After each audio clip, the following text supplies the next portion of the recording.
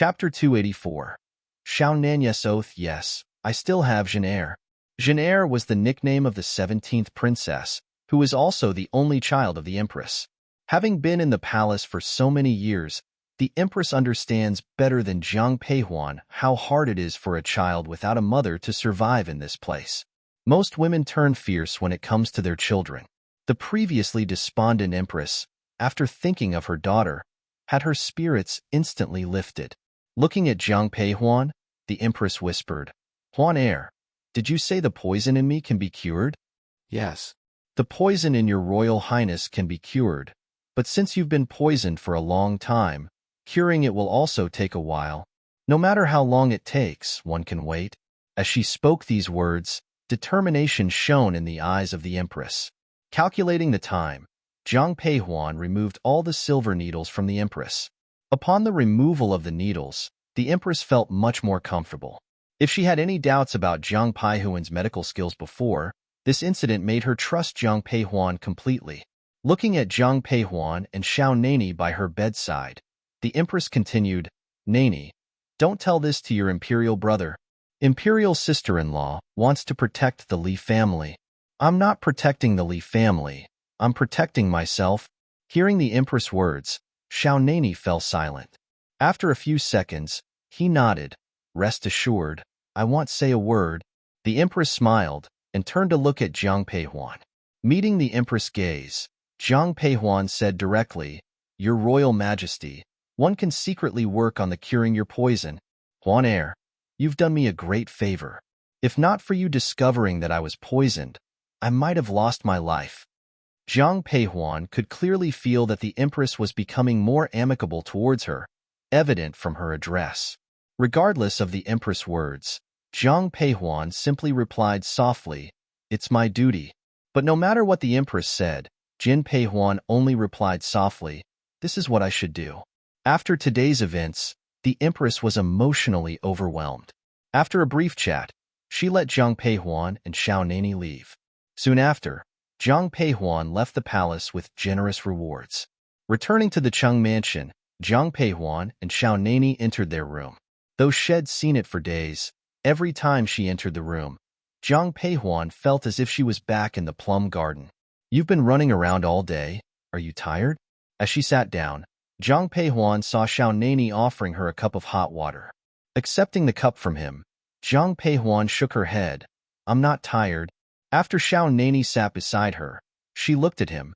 After one left, "Did the great Empress Dowager do anything to you?" Jiang Peihuan distinctly remembered the murderous intent in the great Empress Dowager's eyes when she left the palace.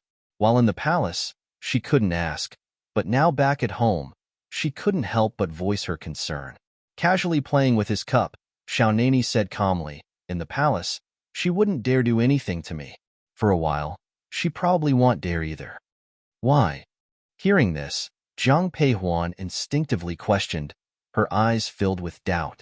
Seeing her puzzled look, Xiao Nani briefly explained the matter of the great Empress Dowager having another son. Upon hearing Xiao Nani's words, Jiang Peihuan was utterly shocked. She hadn't heard of this matter in her previous life. Seeing Xiao Nani's calm demeanor, Jiang Peihuan couldn't help but say, "Now, the great Empress Dowager probably hates you even more." Hearing Jiang Peihuan's words, a mocking look appeared in Xiao Nani's eyes.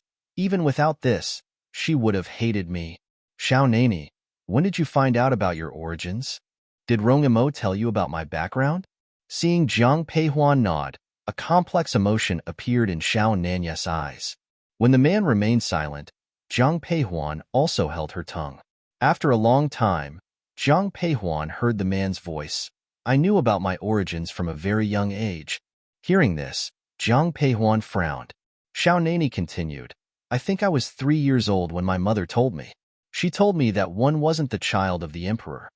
Jiang Peihuan didn't know much about Xiao Nani's birth mother, only that she was the most beloved woman of the previous emperor.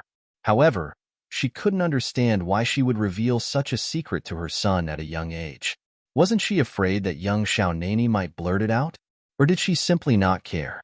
Jiang Peihuan looked puzzled, but Xiao Nani's expression returned to normal. He looked at her and changed the subject. "Tomorrow, 111 accompany you to the general's mansion? Okay. The visit had been postponed due to Xiao Nanya's poisoning. Thinking about the poisoning, Jiang Peihuan instinctively checked his pulse.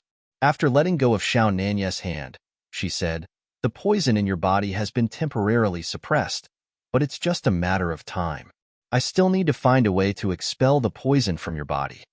Take your time, don't rush." Hearing his words, Jiang Peihuan was a bit speechless. It seemed as if Xiao Nani didn't care that he was the one poisoned. As the night deepened, Jiang Peihuan lay down. The room was still awash in red. Even the blanket was bright red. It felt as if it was their wedding night. She didn't feel it earlier, but now lying on the bed, she realized she was now married. She was now a wife. Huan Er. Just as she was lost in thought, she heard Xiao Nanya's voice. She turned instinctively, but was momentarily stunned by the sight.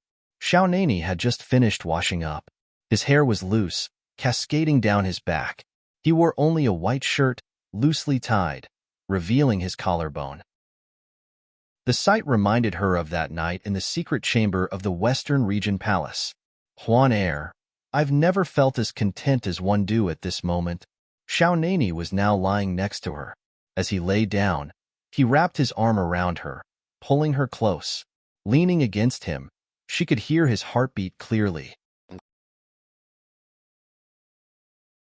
Chapter 285. Returning to the general's mansion, the sound by her ear made Jiang Peihuan's heart tremble slightly. A moment later, she spoke softly, "Xiao Nani, in this life, as long as you don't betray me, I will always stand by your side." Even though her words sounded rigid, upon hearing them, Xiao Nanya's eyes revealed a hint of a smile. He didn't know what Jiang Peihuan was thinking, but he understood that she wasn't weak like ordinary women. She was strong and determined. Just having Jiang Peihuan's promise made him feel incredibly contented. Turning his head to look at her, Xiao Nani whispered, "One swear to the heavens, if I, Xiao Nani, dare to betray Jiang Peihuan, I will surely, don't say it." Before he could finish, Jiang Peihuan covered his mouth with her hand. Their eyes met. The intensity in the man's eyes seemed to burn Jiang Peihuan, causing her to instinctively release her grip. However, he caught her hand. Holding onto Jiang Peihuan's hand, Xiao Nani leaned down and kissed her lips. The temperature between the bed curtains rose instantly. When he let go of the curtains, Xiao Nani used a palm technique to extinguish the candlelight. The next day, when Jiang Peihuan opened her eyes, the sky outside was already bright. By her side, Xiao Nani had already gotten up. As Jiang Peihuan was about to rise, she heard a knock on the door. "Your Highness, are you awake? Come in." The person standing outside was Yu'er. Walking into the room, Yu'er placed a basin of hot water on a nearby stand before approaching Jiang Peihuan to help her dress. With Yu'er's assistance, Jiang Peihuan changed into a moon-white robe. Jiang Peihuan didn't prefer overly bright colors. However, since she had just married Xiao Nani, she couldn't dress too simply, so she chose this robe. "Why didn't you wake me up?" While washing up, Jiang Peihuan asked Yu'er. Usually, by this time, she would have finished her training. If this continued, it wouldn't do. Taking the towel from Jiang Peihuan, Yu'er chuckled softly. "One initially intended to wake you up, but His Highness King Chang said to let you rest a bit longer." Hearing this, Jiang Peihuan didn't comment further. Yu'er stepped forward to do Jiang Peihuan's makeup. Looking at the reflection, Yu'er said with a smile, "My queen, the king mentioned we're going to the general's mansion today. How about styling your hair into a mountain bun?" Usually, Jiang Peihuan simply tied her long hair at the back. However, things were different now. Hearing Yu'er's suggestion, she nodded. "Do as you see fit." With Jiang Peihuan's consent, Yu'er not only neatly styled her hair but also applied some makeup. Jiang Peihuan, who usually avoided makeup, was naturally beautiful.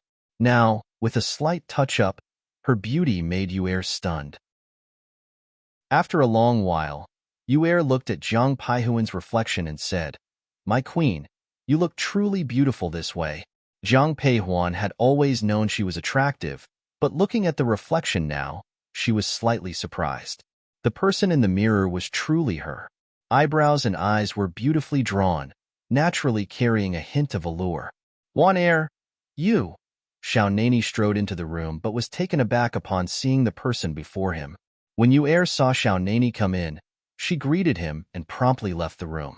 Thus, only Xiao Nani and Zhang Peihuan remained in the room. Xiao Nani approached Zhang Peihuan, his eyes filled with amazement.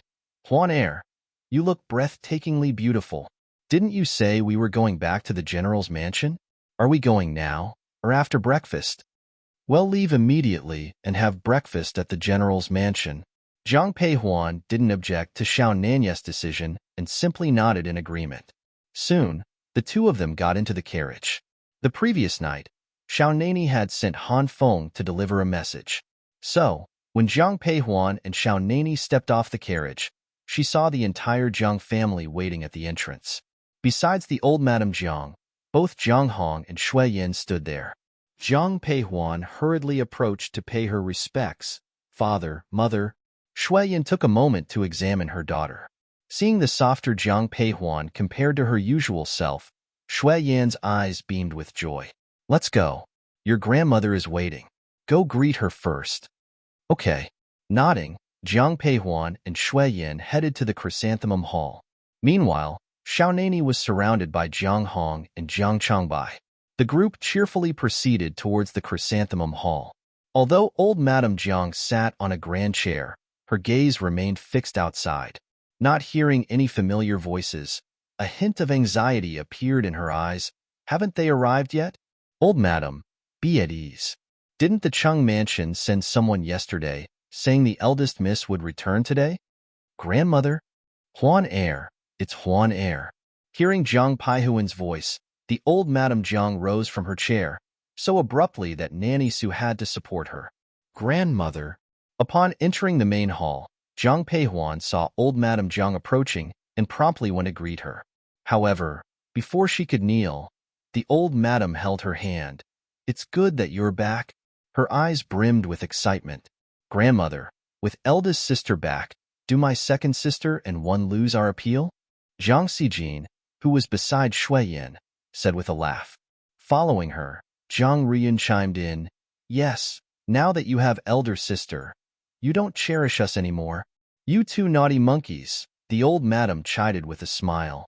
After pulling Zhang Peihuan to sit down beside her, old Madame Zhang turned to look at Xiao Nani.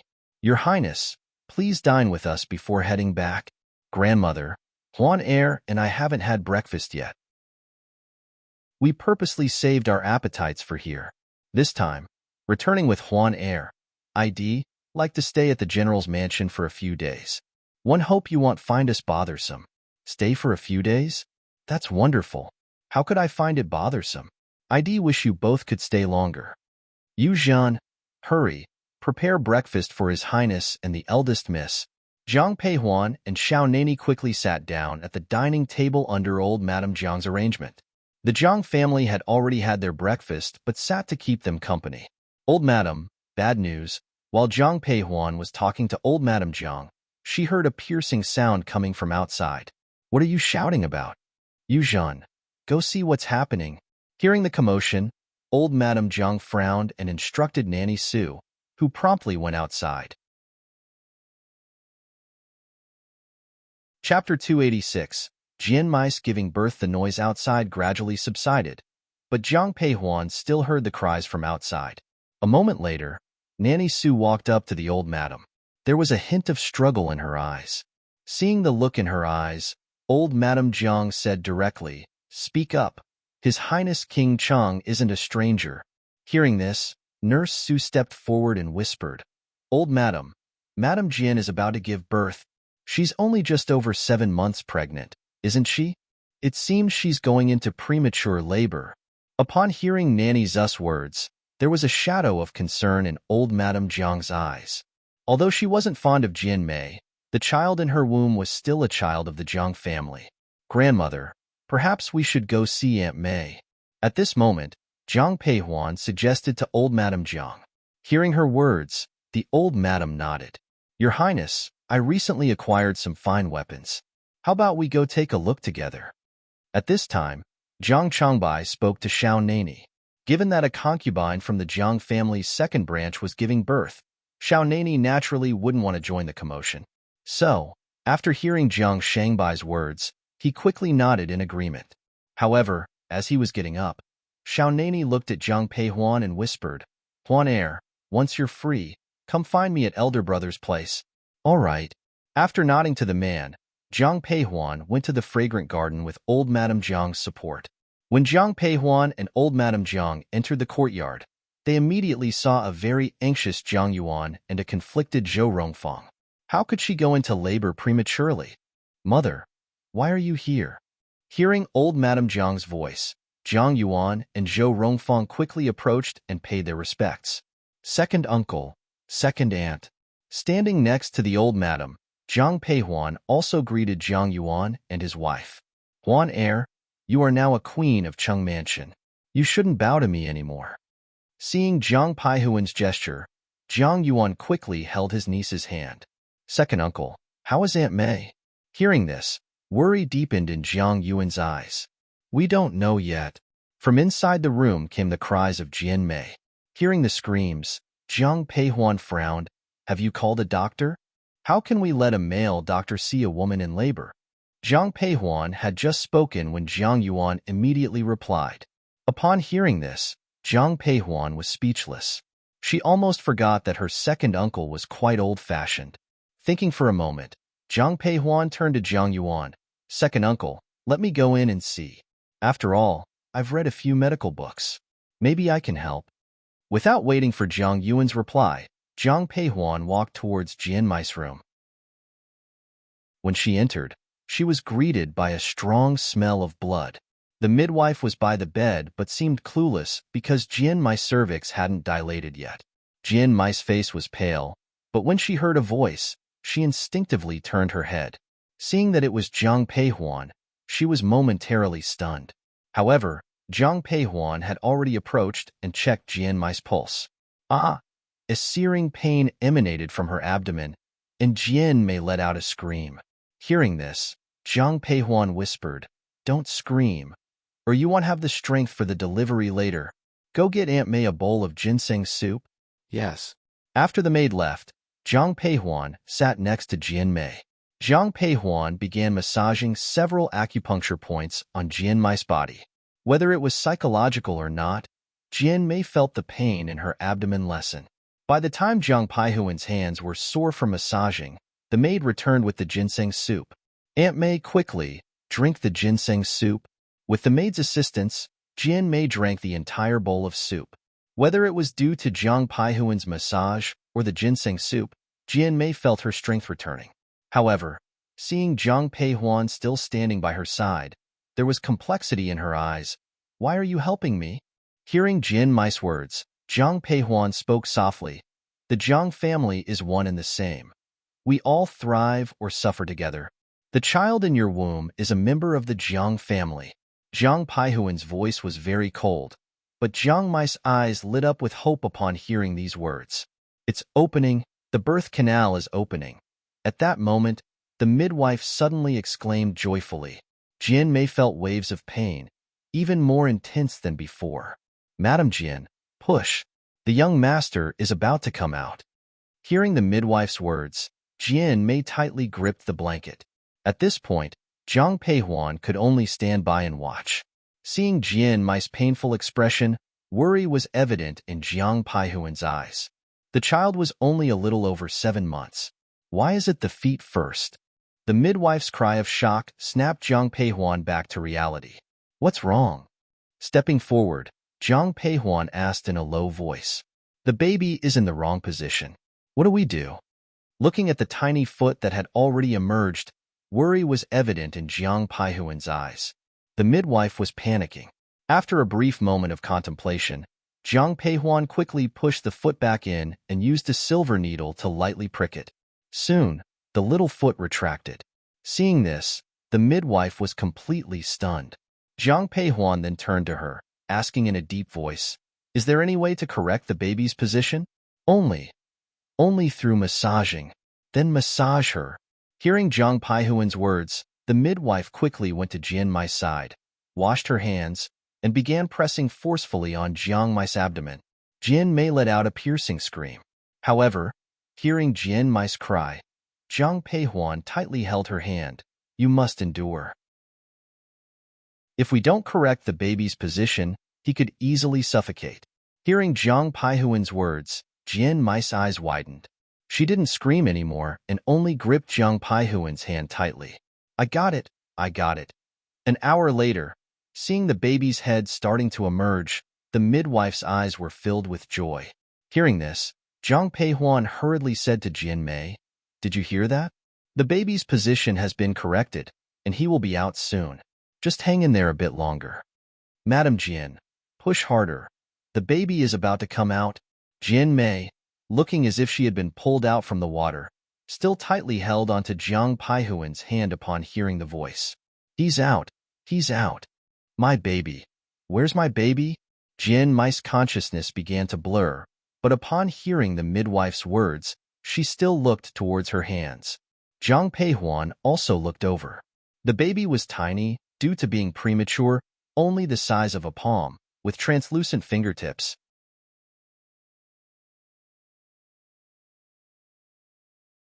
I know the Zhang family will look after him, but one hope he can have a better life. Please, can you promise me this? Jian Mei gripped Zhang Peihuan's hand even tighter, her veins bulging, clearly exerting all her strength. All right, I promise you.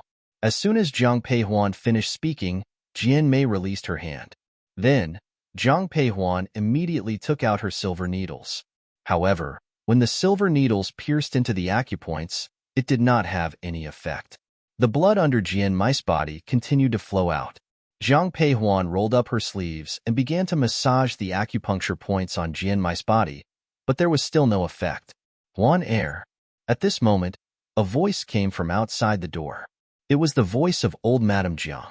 Jian Mai's breath was getting weaker and weaker, but perhaps due to Zhang Peihuan's promise, there was no pain on her face.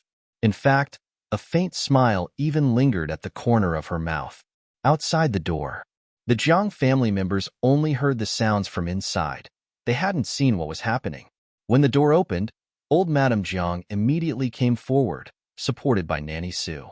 Zhang Peihuan came out holding a child, with a complex look in her eyes. The child's birth was a joyous occasion, but the passing of Jian Mei was undoubtedly sorrowful. Grandmother, it's a boy. A boy. Before old Madame Jiang could say anything, Zhang Yuan, who was standing nearby, looked at the baby in Zhang Peihuan's hands with surprised joy and reached out to him. Zhou Rongfang, seeing Zhang Yuan's excited expression, had a flash of anger in her eyes. However, Zhang Peihuan didn't say anything. Zhang Yuan was indeed kind to their daughter, Zhang Ruyun. But, deep down, being of traditional mindset, he preferred sons. So when he heard Zhang Peihuan mention that the baby was a boy, the joy in his eyes was undeniable. Grandmother, Aunt Mei has passed away. Upon hearing Zhang Peihuan's words, everyone fell silent. The anger in Zhou Rongfang's eyes disappeared instantly. The child was not hers by birth, but whether she liked it or not, the child was now the only male heir of the second house. The general's mansion had male heirs in both the first and third houses, but none in the second. Now that Aunt Mei was gone, as long as the child was raised under Zhou Rongfang's name, he would be considered her child. Rongfang, have her properly buried. After a long time, old Madame Jiang finally said to Zhou Rongfang, Yes, mother. Zhou Rongfang nodded upon hearing old Madame Jiang's words. Seeing Zhang Yuan's elation and recalling Jian Mai's last words to her, Zhang Peihuan turned to Zhang Yuan, Second uncle, this child was premature and is quite frail. He needs good care. I have Yi Xiao by my side, who is proficient in medicine. She can regularly check the baby's health during this period. You've thought it through. Let's proceed as you suggest. Upon hearing Zhang Peihuan's words, Zhang Yuan nodded. Although Zhang Peihuan had promised Jian Mei to take good care of the child, she could only do so much since the child belonged to the second house. Originally, Zhang Peihuan wanted to inquire about the reason for Jian Mai's premature delivery, but now she felt it was unnecessary since the person was already gone. It was just the usual affairs of their household. Madam Chow has arrived. At this moment, a maid whispered into Zhou Rongfang's ear. Please fetch the second young miss. Yes. After the maid left, Zhou Rongfang said to Jiang Peihuan, Huan, I believe Madame Chow is here to discuss the marriage between Ruyun and young Master Chow. You should join us. All right. Upon hearing Zhou Rongfang's words, Jiang Peihuan nodded. Soon after, the baby was taken away by a maid and Jiang Peihuan assisted old Madame Jiang towards the main hall. Greetings to the Queen Cheng. In addition to Madame Chow, Chow Jun had also come. Upon seeing Jiang Peihuan, both came forward to offer their respects.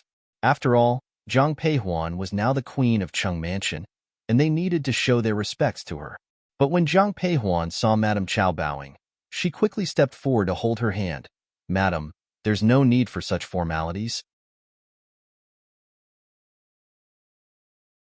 Chapter 288. The Chow family arrives. You are an elder, and it won't be long before we become a family, so there's no need to be so formal.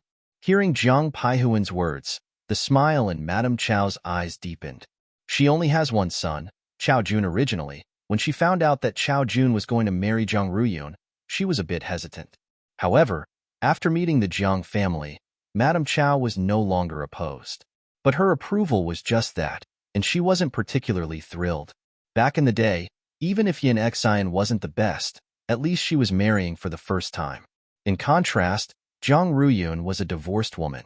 But now, seeing Jiang Peihuan, Madame Chow felt somewhat relieved. After all, the Jiang family turned out to be a good match. The Chow family, although scholarly and not keen on scheming, weren't fools. They wouldn't oppose forging ties with a prestigious family. Second, Madam, you know that my husband and one only have Chow Jun as our child. I just hope he can get married soon and give me grandchildren. The queen used to be home, so I didn't want to rush things. But now that the queen has married King Cheng, shouldn't we advance the marriage plans for the two young ones? That's what one think too, replied Zhou Rongfang with a smile upon hearing Madame Chow's words. If it had been earlier, Zhou Rongfang might have looked down on the Chow family for their lower status. But considering Jiang Ruyun's current situation, she had no complaints about this marriage. After discussing, Jiang Ruyun and Chow Jun's wedding was set for half a month later. After setting the date, Madame Chow turned to Jiang Peihuan and asked with a smile, what does the queen think of this date? Jiang Peihuan, who had been quietly listening, replied, since the date has been decided by both of you, it's naturally appropriate. With that settled, RHE wedding date for Jiang Ruyun and Chow Jun was confirmed. There were still details to discuss with the Chow family regarding RHE wedding ceremony, so Jiang Peihuan left early. Exiting the fragrant garden, she headed straight back to her own courtyard. Upon entering, she saw Xiaonani practicing his swordsmanship in the yard, using the same sword she was familiar with. Perhaps in high spirits, Xiaonani's sword strokes were calm but sharp. Suddenly, Jiang Peihuan saw him leap, aiming his sword towards distant plum blossoms. Soon, plum blossoms rained down around her. Xiaonani then sheathed his sword and looked at her with a smile. The man put away his sword and looked at her with a smile. Approaching him, she realized he was drenched in sweat. She instinctively took out a handkerchief to hand to him, but instead, he bent down slightly, not making any move to take it. Seeing this, she wiped RHE's sweat off his forehead herself. Afterwards, she admonished him, you still have poison in your body. Avoid using your internal energy. ITLL only spread the poison faster. I was careless. They'll be more careful in the future. Hearing this, Jiang Peihuan gave him a stern look. When she first met Xiaonani, she felt he was cold and ruthless. Now, she no longer felt that way. After entering RHE's small hall with the man, Jiang Peihuan turned to him and said, didn't you go with my elder brother to his courtyard to view the weapons? Why did you return so quickly? He replied, speaking of that, I think my elder brother might not want to show me his weapons in the future. Why? Jiang Peihuan's eyes were full of curiosity. Seeing the confusion in her eyes, Xiaonani handed her a box. She opened it and found a dagger inside, made of the same cold iron material as the one Xiaonani had given her before. After a moment of thought, she asked, you took this from my elder brother? Jiang Peihuan spoke with certainty, but Xiaonani chuckled and corrected, not taken, but won. Hearing this, Jiang Peihuan couldn't help but laugh. She knew her elder brother, Jiang Changbai, better than anyone. His only hobby was collecting weapons. If Xiao Nani had won a weapon from him, it would surely keep Jiang Changbai awake that night. She teased, "My elder brother might not want you to visit him in the future." He replied confidently, "That won't be the case." As they talked, they heard the voice of Jiang Xijin, "Elder sister, I want to go hunting in the South Mountain. Would you accompany me?" Noticing Xiao Nani, Jiang Xijin greeted with a lively jump, "Brother-in-law, you're here too." Although Xiao Nani usually appeared cold, he greeted her warmly, "Fourth young lady." The Jiang family used their birth order to address each other. Jiang Xijin promptly corrected him, "Brother-in-law, now that you're married to my elder sister, you can just call me by my name, Xijin." He corrected himself obediently. Jiang Peihuan noticed that among all in Rhe Jiang family, Xiao Nani was the most amiable with Jiang Xijin. "Elder sister, after Rhe snow has stopped for a while, the animals in the mountains must have come out to find food. If we go hunting now, we might come across some good catches." Jiang Peihuan cautioned, "Even though the snow has stopped, Rhe mountain temperature is still low. Some places are still covered with snow, and others are melting. Aren't you afraid of the cold? We'll warm up once we start moving. So, shall we go?" Jiang Xijin eagerly pulled on Jiang Peihuan's sleeve, trying to persuade her. Seeing no change in her sister's stance, she turned her attention to Xiao Nani with a sweet smile. "Brother-in-law, even though the South Mountain isn't as exciting as the West Mountain, it's still fun. Do you want to go?" "Since Xijin wishes to, let's go." "Elder sister, even brother-in-law wants to go. Let's do it." Pleased with Xiao Nani's agreement, Jiang Xijin swayed Jiang Peihuan's arm, trying to get her to agree. Finally, Jiang Peihuan nodded. All right, I agree. If we're going, why not ask elder brother, Ruyun, and Songbai if they'd like to join? Third brother has gone to visit friends, so one won't ask him. But he'll check with elder brother and second sister.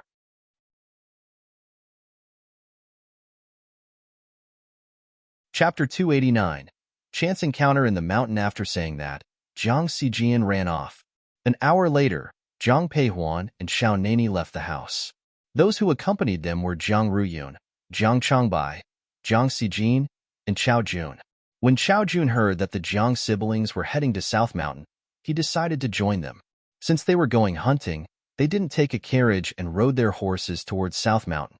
Jiang Xijin, who usually stayed in the military camp, was excited to get out. She eagerly spurred her horse forward. Worried about Jiang Xijin's safety, Jiang Changbai followed her. Initially, Jiang Peihuan wasn't too invested, but seeing the others racing ahead, she became interested. Turning to the man beside her, she whispered, "Xiao Nani, do you remember our first horse race?"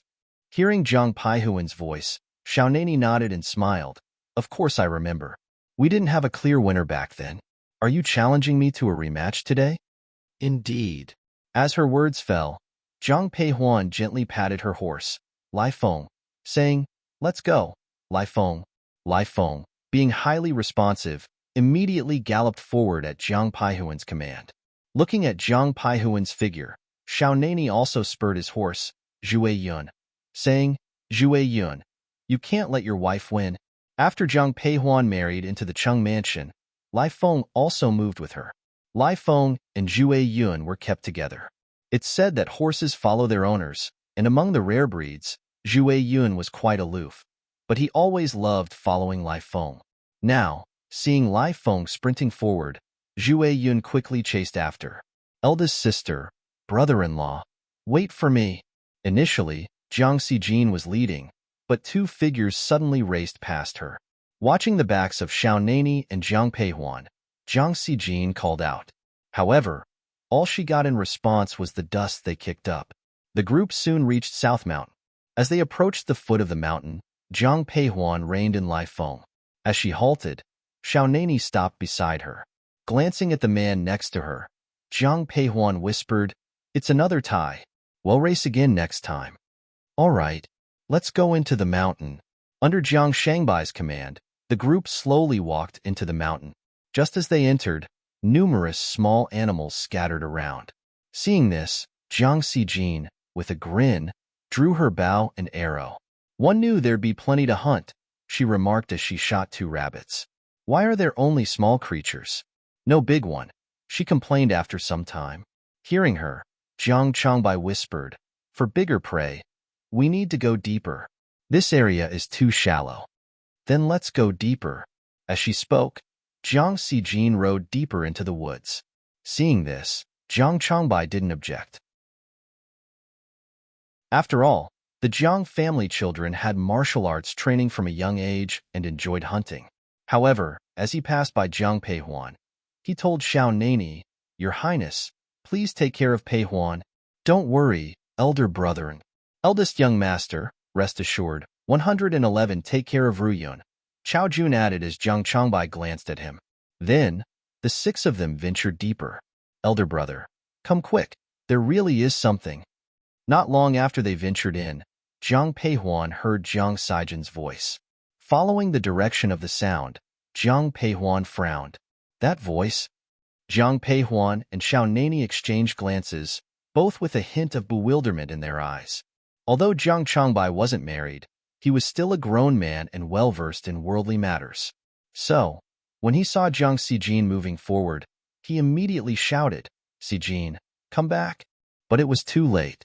The arrow from Jiang Sijin's bow had already been released. As Jiang Sijin's arrow took flight, Jiang Peihuan heard a woman scream in pain, a voice she recognized all too well. Eldest sister, it sounds like Yin Xian. Jiang Rian whispered before Jiang Peihuan could speak. Jiang Peihuan remained silent, her gaze fixed on a large tree in the distance. Moments later, a man emerged from behind the tree. Upon seeing Ha Chi now, Jiang Peihuan was visibly taken aback. Ha Chi, equally surprised to see Xiao Nani and Jiang Peihuan, greeted, King Cheng, Queen Cheng. First Prince Ha Chi, seeing him bow, Jiang Peihuan returned the gesture. Soon after, faint murmurs came from behind Ha Chi, and Yin Xian stepped out.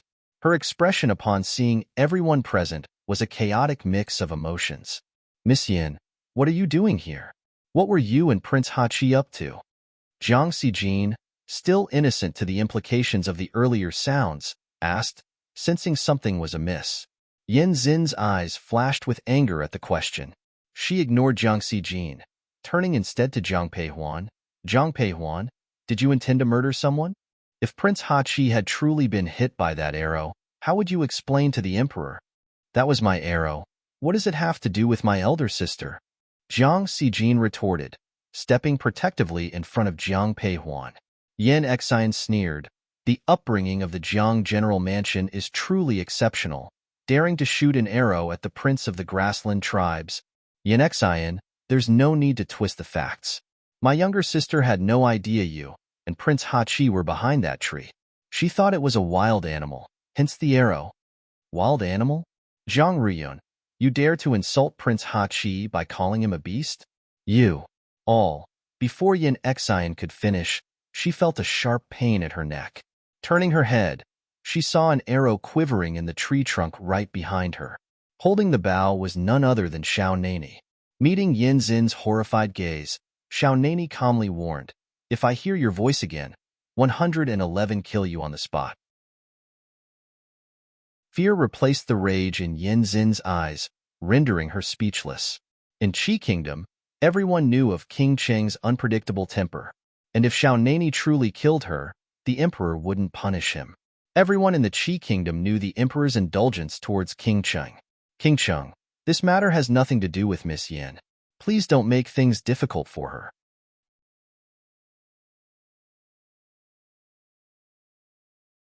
Chapter 290. Hunting in the Mountains, by what right are you speaking to me? Upon hearing Ha Kai's words, Xiao Nani replied immediately, his eyes devoid of warmth. Stunned by Xiao Nani's words, Ha Chi was caught off guard. Though his tribe on the grassland was small, his status as the prince gave him considerable respect among the princes of the Qi Kingdom. However, now, Ha Chi realized that in Xiao Nani's eyes, his status meant nothing. Anyone else making such a statement would have deeply humiliated Ha Chi, however, as his tribe values strength above all, and knowing the capability of King Cheng, he quickly bowed in apology after a few moments of silence. One apologize for my oversight. Please forgive me, King Cheng. Beside them, Yin Xian, who had been listening, was left in complete disbelief. When she learned that Prince Ha Chi was searching for a bride among the noblewomen, Yin Xian took the initiative to approach him.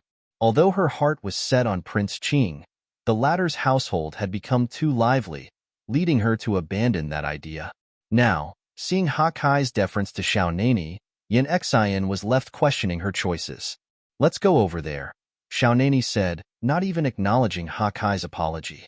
Instead, he turned to Zhang Peihuan. Upon hearing him, Zhang Peihuan nodded and followed.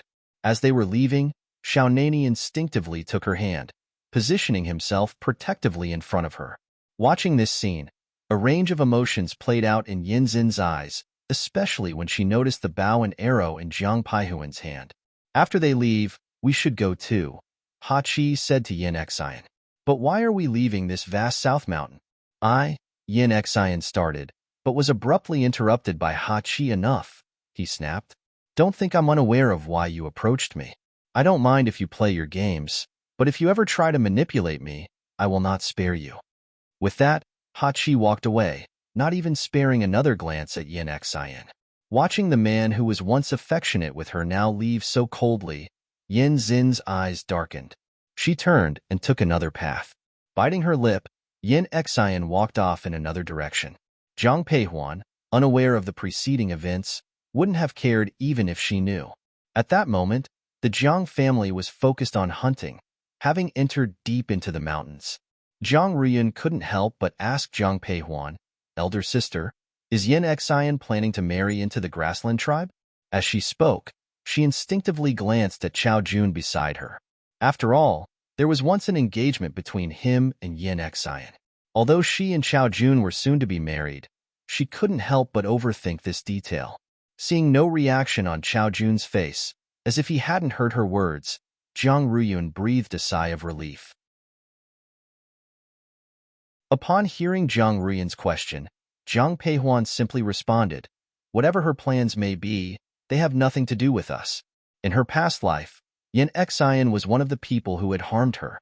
Maybe things have changed this time around, or perhaps her family is still safe, but Zhang Peihuan's perspective has gradually shifted. As for Yin Xian, as long as she doesn't provoke Zhang Peihuan, there won't be any issue. Zhang Peihuan's approach may be simple, but there are those who refuse to let her be. "Elder sister, look!" Suddenly, Jiang Xijin exclaimed in surprise. Following her gaze, everyone spotted a white tiger not far away. The white tiger had originally wanted to come out and find food. At first, when it sensed the presence of humans, it was somewhat excited. But upon seeing Xiao Nani and Zhang Peihuan's group, it decided to run away. Animals have a keen sense of danger. To the white tiger, the aura given off by Xiao Nani and Zhang Peihuan's were dangerous. So, after giving Xiao Nani, Zhang Peihuan, and their group a glance, it ran off into the distance. "Think you can escape?" Upon witnessing this, Jiang Xijin exclaimed excitedly, her eyes filled with eagerness, and immediately spurred her horse to give chase. Seeing this, Zhang Peihuan quickly followed. Naturally, Xiao Nani wanted to follow Zhang Peihuan. Immediately, everyone headed in the direction the white tiger had taken. At first, the entire group could keep up, but Lai Feng and Zhue Yun's speed was incredibly fast. Gradually, Jiang Ruiyun and Chao Jun couldn't keep up. "Xijin, come back!" From horseback, Zhang Peihuan shouted as she saw Jiang Xijin relentlessly chasing after the white tiger without looking back. But Jiang Xijin moved too fast and didn't hear Zhang Peihuan's voice. "Don't worry, they'll chase her," Xiao Nani, observing the situation, quickly reassured. But just as Xiao Nani surged forward, an arrow suddenly shot out of nowhere, aiming straight for Zhang Peihuan's face. No one expected an arrow to suddenly appear. Zhang Peihuan didn't even have time to dodge. "Huan Air, watch out!" Zhang Changbai, who had caught up, shouted in alarm. Zhang Peihuan, unable to avoid it, could only watch the arrow fly towards her. But at that moment, Xiao Nani, who had already moved ahead, suddenly flew back, pulling her into his embrace. The arrow grazed past Xiao Nani's face, leaving a bloody mark on the man's cheek. Before either of them could utter a word, another arrow shot towards them. This time, Zhang Changbai promptly took out his bow and aimed in the direction from which the arrows came. Xiao Nani pulled Zhang Peihuan behind him, and screams echoed from a distance. The three exchanged glances and moved in that direction. Making their way through the jungle, Zhang Peihuan instantly spotted Yin Xian. An arrow lodged in her chest, lying at the base of a tree with blood smeared around her mouth. But upon seeing Zhang Peihuan, Yin Xian glared at her darkly. She tried to raise her bow, but she no longer had the strength to even draw it. "You're seeking death." Seeing the bow in Yin Xin's hands, Xiao Nanya's eyes filled with murderous intent. He promptly raised his bow, aiming straight at Yin Xian, but was stopped by Zhang Peihuan, who grabbed his wrist. Meeting his puzzled look, Zhang Peihuan whispered, "No need to waste an arrow. Her heart's vessels are damaged." Upon hearing Zhang Peihuan's words, Xiao Nani put down his bow. Although Zhang Peihuan stopped Xiao Nani, she had no intentions of saving Yin Xian. After all, Yin Xian had tried to kill her, and she wasn't that magnanimous. Whether you live or die depends on your fate. After leaving that comment, Zhang Peihuan and Xiao Nani departed.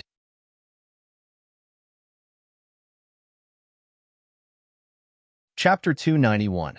The death of Yin Xian and Prince Ha Qi. Seeing them walk away, Yin Xian let out a sigh of relief. With all the strength she could muster, she tried to get up. Just as she was about to move, she heard footsteps. Seeing the person approaching, Yin Xin's eyes filled with a mix of joy and surprise. However, an arrow shot directly at her. Staring at the person in front of her, her eyes reflected confusion and a touch of sorrow. "Your Highness, Prince Ha Qi should be nearby too." With only Yin Xian, the Emperor won't harm Zhang Peihuan. But if Prince Ha Qi is also killed, even if His Majesty wishes to keep the peace, the ministers won't allow it, Lin Mingyao calmly remarked. Xiao Juanhao, holding a bow and arrow, nodded in agreement after hearing her words. "You're right." He then turned to Pei Wu. "Take a few men and go after Ha Qi. Remember, clean up properly." Yes. Following Xiao Junhao's order, Pei Wu left immediately with a few men. Xiao Juanhao stood still, not sparing a glance at Yin Xian, who lay dead on the ground. Instead, his gaze followed the direction Zhang Peihuan and Xiao Nani had taken. His eyes held a complex emotion. Jin Peihuan was completely unaware of these things. Unaware of these events, Zhang Peihuan helped Xiao Nani tend to his wound after they left. His flawless face bore a distinct scar.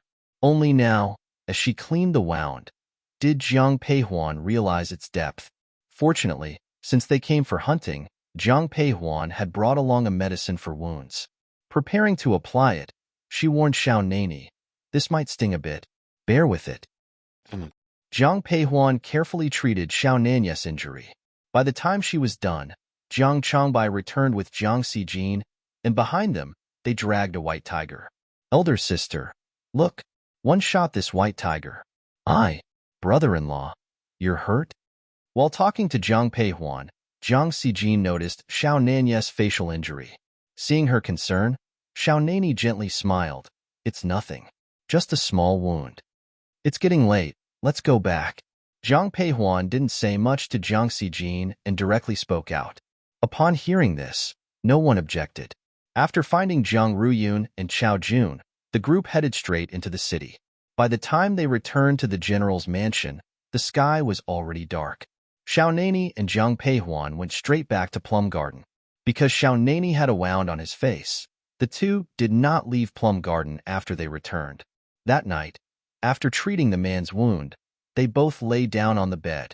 The next morning, Zhang Peihuan was awakened by a knock on the door. When she opened her eyes, Xiao Nani was no longer in bed. "Queen, someone from the palace is here." Zhang Peihuan, who was still slightly groggy, instantly became alert upon hearing this. "Do you know what's going on?" she asked softly, looking at Yu'er, who was combing her hair. In response to Zhang Peihuan's question, Yu'er shook her head. "I'm not sure. Someone from the palace said they've come to summon you." When Zhang Peihuan and Yu'er went out, they saw it was Wang Kuan. Upon seeing him, Zhang Peihuan nodded slightly. "Where's King Cheng?" "His Highness was sent by the Emperor to handle some matters." His Highness left the mansion very early. Hearing this, Jiang Paihuan's eyes flickered, realizing that Xiao Nani had been deliberately sent away by Emperor Qi Ming. All the Jiang family members had also arrived. Seeing the worry in their eyes, Jiang Peihuan reassured them, "Father, Mother, don't worry. They'll be back soon." Without an official summons, the Jiang family couldn't enter the palace, so they could only watch Jiang Peihuan board the carriage. Throughout the journey, not a single word was spoken between them. However, when they reached the entrance of the Qinqing Palace, Jiang Peihuan heard a faint voice whispering into her ear, "Be careful, Queen Cheng. Prince Ha Qi and Miss Yan's are dead." The words were spoken by Wang Kuan. When Jiang Peihuan looked up at him, his face showed no signs of emotion. Despite hearing the words, Jiang Peihuan acted as if she hadn't heard anything, yet her eyes were filled with complexity. Yin Xian had died. Even though Yin Xian had been shot in the heart by Jiang Changbai, she had martial arts training, so she wouldn't have died so easily. As for Prince Ha Qi, he had just left the previous day. Lost in thought, Jiang Peihuan arrived at the Qinqing Palace. "Your Majesty, my royal brother came to the capital to seek a marriage. Yet, he was killed by Queen Cheng. You must provide an explanation to our grassland tribes." The voice of Zhuoma echoed as soon as Jiang Peihuan entered the inner hall. As Zhuoma spoke, she shot Jiang Peihuan a dark and resentful look. Hearing this, Jiang Peihuan frowned but did not respond. Approaching the emperor, she bowed and greeted, "Greetings, Your Majesty." "Jiang Peihuan, you have some nerve. For your selfish desires, you dare to kill a minister's family member and a prince of the grassland tribe." Emperor Qi Ming's cold voice rang out. Upon hearing his accusation, Jiang Peihuan looked up directly into the eyes of Emperor Qi Ming, who was seated on the dragon throne, and softly responded, "Your Majesty, from where do these words originate?" As she spoke, her eyes were filled with bewilderment. Seeing her expression, the coldness in Emperor Qi Ming's eyes deepened. "Miss Yin and Prince Ha Qi, weren't they killed by you?" "I doesn't understand what Your Majesty means," she replied. "Queen Cheng, stop pretending in front of His Majesty. Yesterday, you went hunting in the South Mountain with the Jiang family.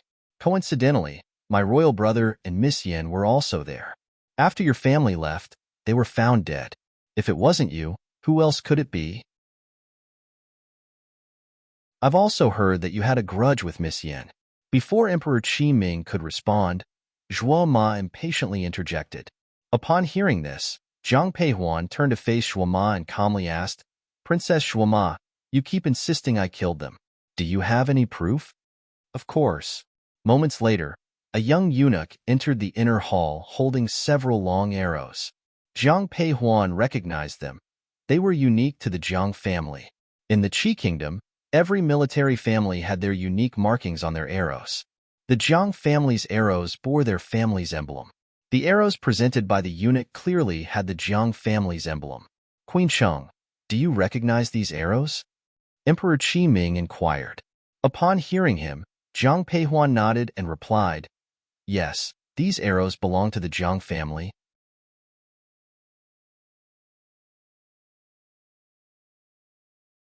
Chapter 292. Confrontation in the Palace. Is the mark above fake? No. Do you know these arrows were found on Miss Yin and Prince Ha Qi? Upon hearing Emperor Qi Ming's words, Jiang Peihuan's expression became somewhat unpleasant, not because of the current situation, but because of these arrows. All arrows from military families are documented, which indicates that Jiang's arrows have fallen into other hands. Thinking of this, Jiang Peihuan looked visibly distressed. "Jiang Peihuan, do you have anything to say?" Seeing Jiang Peihuan remain silent, Emperor Qi Ming looked at her and spoke coldly. "No, the death of Miss Yin and Prince Ha Qi has nothing to do with me." Before Emperor Qi Ming could reply, Jiang Peihuan continued, "Although these arrows are from Jiang's family, they weren't shot by someone from the Jiang family. Are you joking with me? Apart from the Jiang family, who else can get their hands on Jiang's arrows?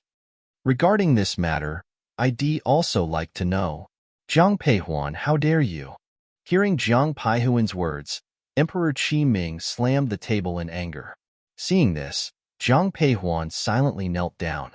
However, her expression remained calm. Seeing Jiang Peihuan like this, Emperor Qi Ming's anger grew.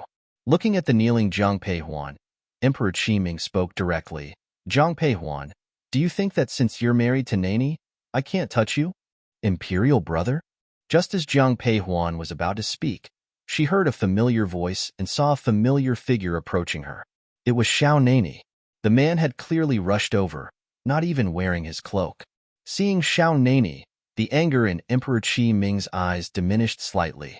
But then, as if remembering something, he became furious again. I sent you to investigate the disaster that befell the common people. Why are you here? I didn't know the imperial brother asked me to investigate that. I thought the intention was to harass Huan Heir. King Cheng, don't be deceived by the Queen Cheng. Silence. Zhuoma, who was standing nearby, looked at the suddenly arriving Xiao Nani. Seeing him defend Zhang Peihuan, jealousy filled her eyes. But she was abruptly cut off by Xiao Nani. The man stared coldly at Zhuoma. Who do you think you are to interrupt a conversation between me and my imperial brother? Hearing Xiao Nani's merciless words, Zhuoma's eyes were filled with unwillingness. She bit her lips tightly, but she didn't dare to say another word. Emperor Qi Ming, noticing Xiao Nani's demeanor, showed some dissatisfaction. Do you know Prince Hachi is the legitimate son of the great Khan of the Grasslands? His death will be hard for me to explain to the tribes. So you're framing my wife? What do you mean by framing? Just because of a few arrows, you concluded that Huan Heir is the murderer. Isn't that framing? Don't tell me Huan Heir is innocent, even if she really killed the prince of the grassland tribes. So what? If the tribes are unhappy with you because of this, I am willing to lead an army to conquer the entire grassland. Xiao Nani's voice was soft but clearly audible to everyone. Hearing Xiao Nani's words, Emperor Qi Ming laughed sarcastically. I didn't know you were such a devoted lover. Although Emperor Qi Ming's face was full of anger, there was no real fury in his eyes. Zhuoma's persistent questioning had irritated him greatly. But with Xiao Nani's words, Emperor Qi Ming felt fearless all of a sudden. Imperial brother, Huan Heir was with me all day yesterday. The deaths of those two have nothing to do with her. Then what about these arrows?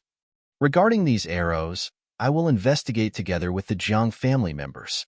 We will definitely find out the truth. Hearing Xiao Nani's words, Emperor Qi Ming fell silent. After a long while, he looked at Xiao Nani and said, You trust your wife so much. I dare stake my own life to vouch for her. Xiao Nani looked very calm, but upon hearing this, both Emperor Qi Ming and Zhang Peihuan looked surprised. Emperor Qi Ming took a deep look at Zhang Peihuan and then said to Xiao Nani, Since you believe in her so much, I'll give you 3 days. In 3 days, one want to see the truth. Otherwise, he'll have to answer to the whole court using the general's mansion. Thank you, Imperial brother. If there's nothing else, I'll take the queen back. Saying this, Xiao Nani directly took Zhang Peihuan's hand and walked out. Your Majesty, about this matter. Enough? Zhuoma, who was standing aside, looked at the departing figures of Xiao Nani and Zhang Peihuan with jealousy. She subconsciously started to speak to Emperor Qi Ming, but before she could finish, the emperor interrupted her. Princess Zhuoma, I've already summoned the queen according to your wishes. We haven't cleared up this matter yet, so we can't conclude that she is the murderer. So, wait for 3 more days before you say anything. Wang Kuan, escort Princess Zhuoma back to the post station. Yes. Wang Kuan, who was close to Emperor Qi Ming, naturally understood the emperor's intentions. As soon as the emperor finished speaking, Wang Kuan smilingly walked up to Zhuoma. Princess Zhuoma, please. Zhuoma looked displeased, but she still followed Wang Kuan out. Outside, Zhuoma noticed that Xiao Nani and Zhang Peihuan were waiting. Seeing Xiao Nani's gloomy gaze directed at her, Zhuoma quickly ran away. King Cheng, Queen Cheng? Wang Kuan approached the two with a smile and bowed deeply. Chief Wang, thank you for today. Your Highness is too polite. Chief Wang, this medicine is very effective for joint pain. I'm giving it to you. Zhang Peihuan took out a bottle of medicine and handed it to Wang Kuan. Monetary compensation seemed too crude for Wang Kuan's repeated help, so Zhang Peihuan chose to give him what he needed. She noticed that Wang Kuan had joint problems from the first glance. a common issue for eunuchs in the palace since they often kneel. Wang Kuan, who was initially all smiles, froze upon hearing Jiang Paihuan's words. After a while, with tears in his eyes, he took the porcelain bottle from her. I thank the queen for her kindness.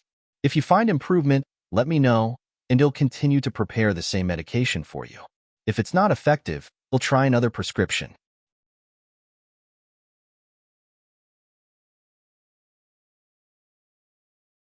Chapter 293. Shui Ru was rejected outside the door. Thank you, Queen Cheng. But this humble one doesn't deserve the care and effort you've put in. Chief Wang, you serve closely to the emperor and should take good care of your health. As Wang Kuan spoke, Jiang Peihuan softly replied. Hearing her words, gratitude filled Wang Kun's eyes, but he remained silent. He was the chief eunuch serving beside Emperor Qi Ming. While everyone would show him a certain degree of respect, in private, no one truly respected him. Yet, every time Jiang Peihuan spoke to him, her demeanor was gentle and her words carried respect. It's getting late. King and Queen Sheng, please take care on your way. After bowing to Xiao Nani and Jiang Peihuan, Wang Kuren softly spoke. The couple nodded and left immediately. After leaving the palace, they went straight to the general's mansion. The Jiang family was awaiting news. Seeing Xiao Nani and Jiang Peihuan, Shui Yin immediately asked, Huan Heir, why did the emperor summon you to the palace? Jiang Hong and the others didn't speak, but their gazes naturally turned towards Jiang Peihuan. Meeting everyone's eyes, Jiang Peihuan briefly recounted the situation regarding Yin Xian and Ha Qi, then continued, the emperor ordered me to find the real culprit within 3 days. Hearing Jiang Peihuan's words, concern filled the eyes of the Jiang family members. As Jiang Peihuan was about to speak, Xiao Nanya's voice interrupted, Father, Mother, don't worry. I will ensure this matter is thoroughly investigated. Hearing Xiao Nani, Jiang Hong and Shui Yan's gaze shifted to him. Aware of Xiao Nanya's capabilities, Shui Yan nodded. King Cheng, we'll rely on you for this matter. Mother, Huan Heir and I are husband and wife now. There's no need for formalities between us. Hearing this, Shui Yan smiled without saying anything else. With Xiao Nanya's presence, the Jiang family felt somewhat reassured. However, after returning to Plum Garden, both Jiang Peihuan and Xiao Nani wore expressions of concern. Huan Heir, do you have any leads on this matter? Hearing Xiao Nanya's question, Jiang Peihuan shook her head. The Jiang family has offended many over the years, so one don't have any leads for now. It might not necessarily be against the Jiang family. It could be against me. Meeting Jiang Peihuan's puzzled look, Xiao Nani smiled. One have as many enemies as the Jiang family. Although he smiled as he spoke, his eyes were cold. No matter who it is, I'll find them. You don't need to worry about this. I'll have Han Feng investigate. Jiang Peihuan believed that Xiao Nani had more means to investigate than she did, so she didn't object. After all, they are now husband and wife. They are one, so when faced with issues, they should support each other. That night, Xiao Nani did not stay in Plum Garden. Emperor Qi Ming only gave them 3 days, so the time was quite pressing. However, Jiang Peihuan did not receive any news from Xiao Nani, but the next day she learned that old Madame Shui intended to return to Qingzhou. Immediately, Jiang Peihuan, along with Shui Yin, Jiang Changbai, and Jiang Xijin, went to the Shui residence in the capital.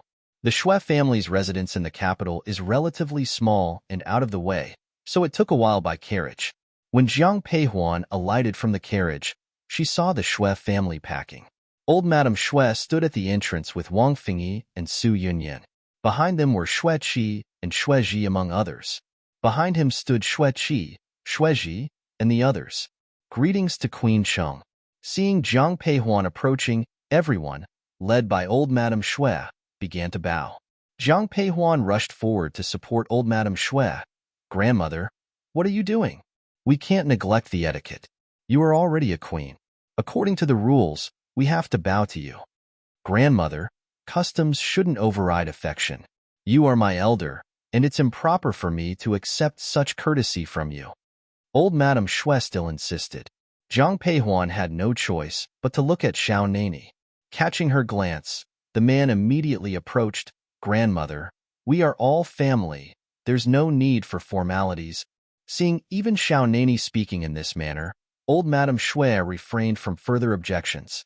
Originally, old Madame Shui just didn't want Jiang Peihuan to be put in a difficult position in front of Xiao Nani, lest the royal family would say they lacked manners. But now, hearing Xiao Nani's words, she felt somewhat relieved. However, after hearing Xiao Nani's words, old Madame Shui was relieved. Grandmother, why are you in such a hurry to return to Qingzhou? Why not stay in the capital a little longer? Jiang Peihuan took old Madame Shui's hand and whispered as they walked inside.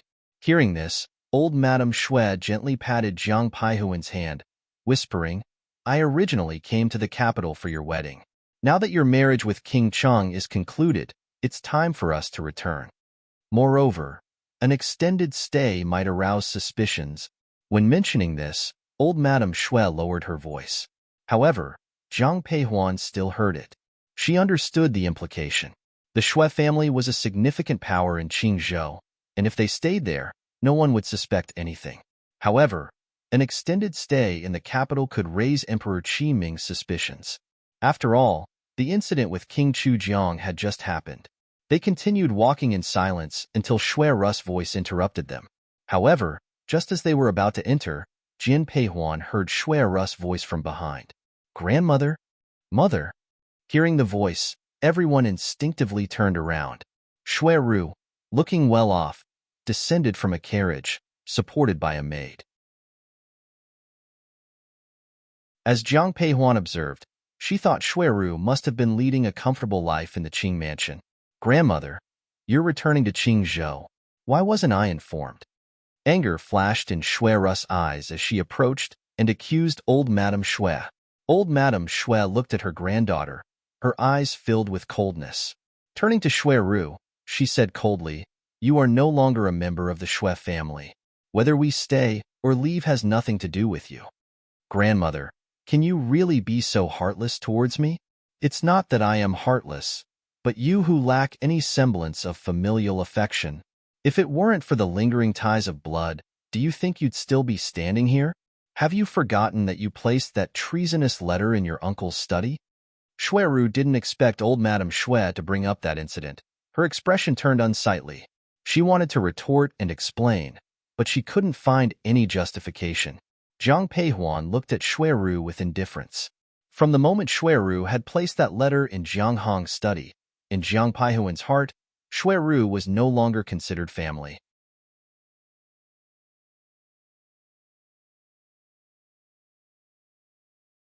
Chapter 294. The Shui family leaves the capital, Huan Air. Help me in? Yes. Hearing old Madame Shui's voice, Jiang Peihuan supported her and walked inside. Seeing this, Shui Ru instinctively followed, but she heard old Madame Shui's emotionless voice, She's not allowed in. Upon hearing old Madame Shui's words, the guards at the door immediately stopped Shui Ru. Get out of the way. Do you know who I am? I am the Prince Qingside consort. How dare you stop me? Looking at the people blocking her, there was only humiliation in Shui Ru's eyes. She watched as Jiang Peihuan supported old Madame Shui inside, while she was directly blocked outside. Looking at Jiang Peihuan's figure, Shui Ru's eyes were filled with hatred. But upon hearing her words, old Madame Shui sneered. If you want to show off your side consort status, go back to the Prince Qing mansion. You'll never step foot into the Shui family again. Close the gate. Then the doors of the Shui's residence were immediately shut. Through the crack of the door, Shui Ru saw the indifferent expressions of everyone inside. Even though their faces seemed nonchalant, to Shui Ru, they were openly mocking. She no longer looked at old Madame Shui, but turned to Wang Fengyi. Mother, won't you stand up for me too? Tears filled Shui Ru's eyes. Although Wang Fengyi had her reasons for raising Shui Ru, it was impossible to say that there was no affection over the years. So upon hearing Shui Ru's voice and seeing her tears, Wang Fengyi looked very concerned. Just as she was about to step forward, her sleeve was grabbed by Shui Ji. Mother, remember what grandmother told you. Hearing her son's voice, Wang Fengyi immediately recalled the words of old Madame Shui. She then loosened her grip and followed everyone inside. The gates closed right in front of Shui Ru. With her face full of tears, Shui Ru really cried this time out of anger. Secondary consort, back to the mansion. Shui Ru interrupted her maid without letting her finish. Wiping away her tears vigorously, she got on the carriage, her gaze towards the Shui family's gate full of resentment. At the Shui residence, although old Madame Shui had declared that Shui Ru wasn't a part of the family, her expression remained stern. Supporting her down in a chair, Zhang Peihuan handed her a cup of hot tea. Grandmother, have some hot tea first. Taking the teacup from Zhang Peihuan, old Madame Shui slowly drank some tea. After putting down the teacup, old Madame Shui looked at Shui Yin. Shui Yin, from now on, you don't have to show any consideration for Shui Ru. If she does anything, you don't have to be merciful. I understand, mother. Hearing old Madame Shui's words, Shui Yin nodded. Originally, Shui Yin had some affection for her only niece.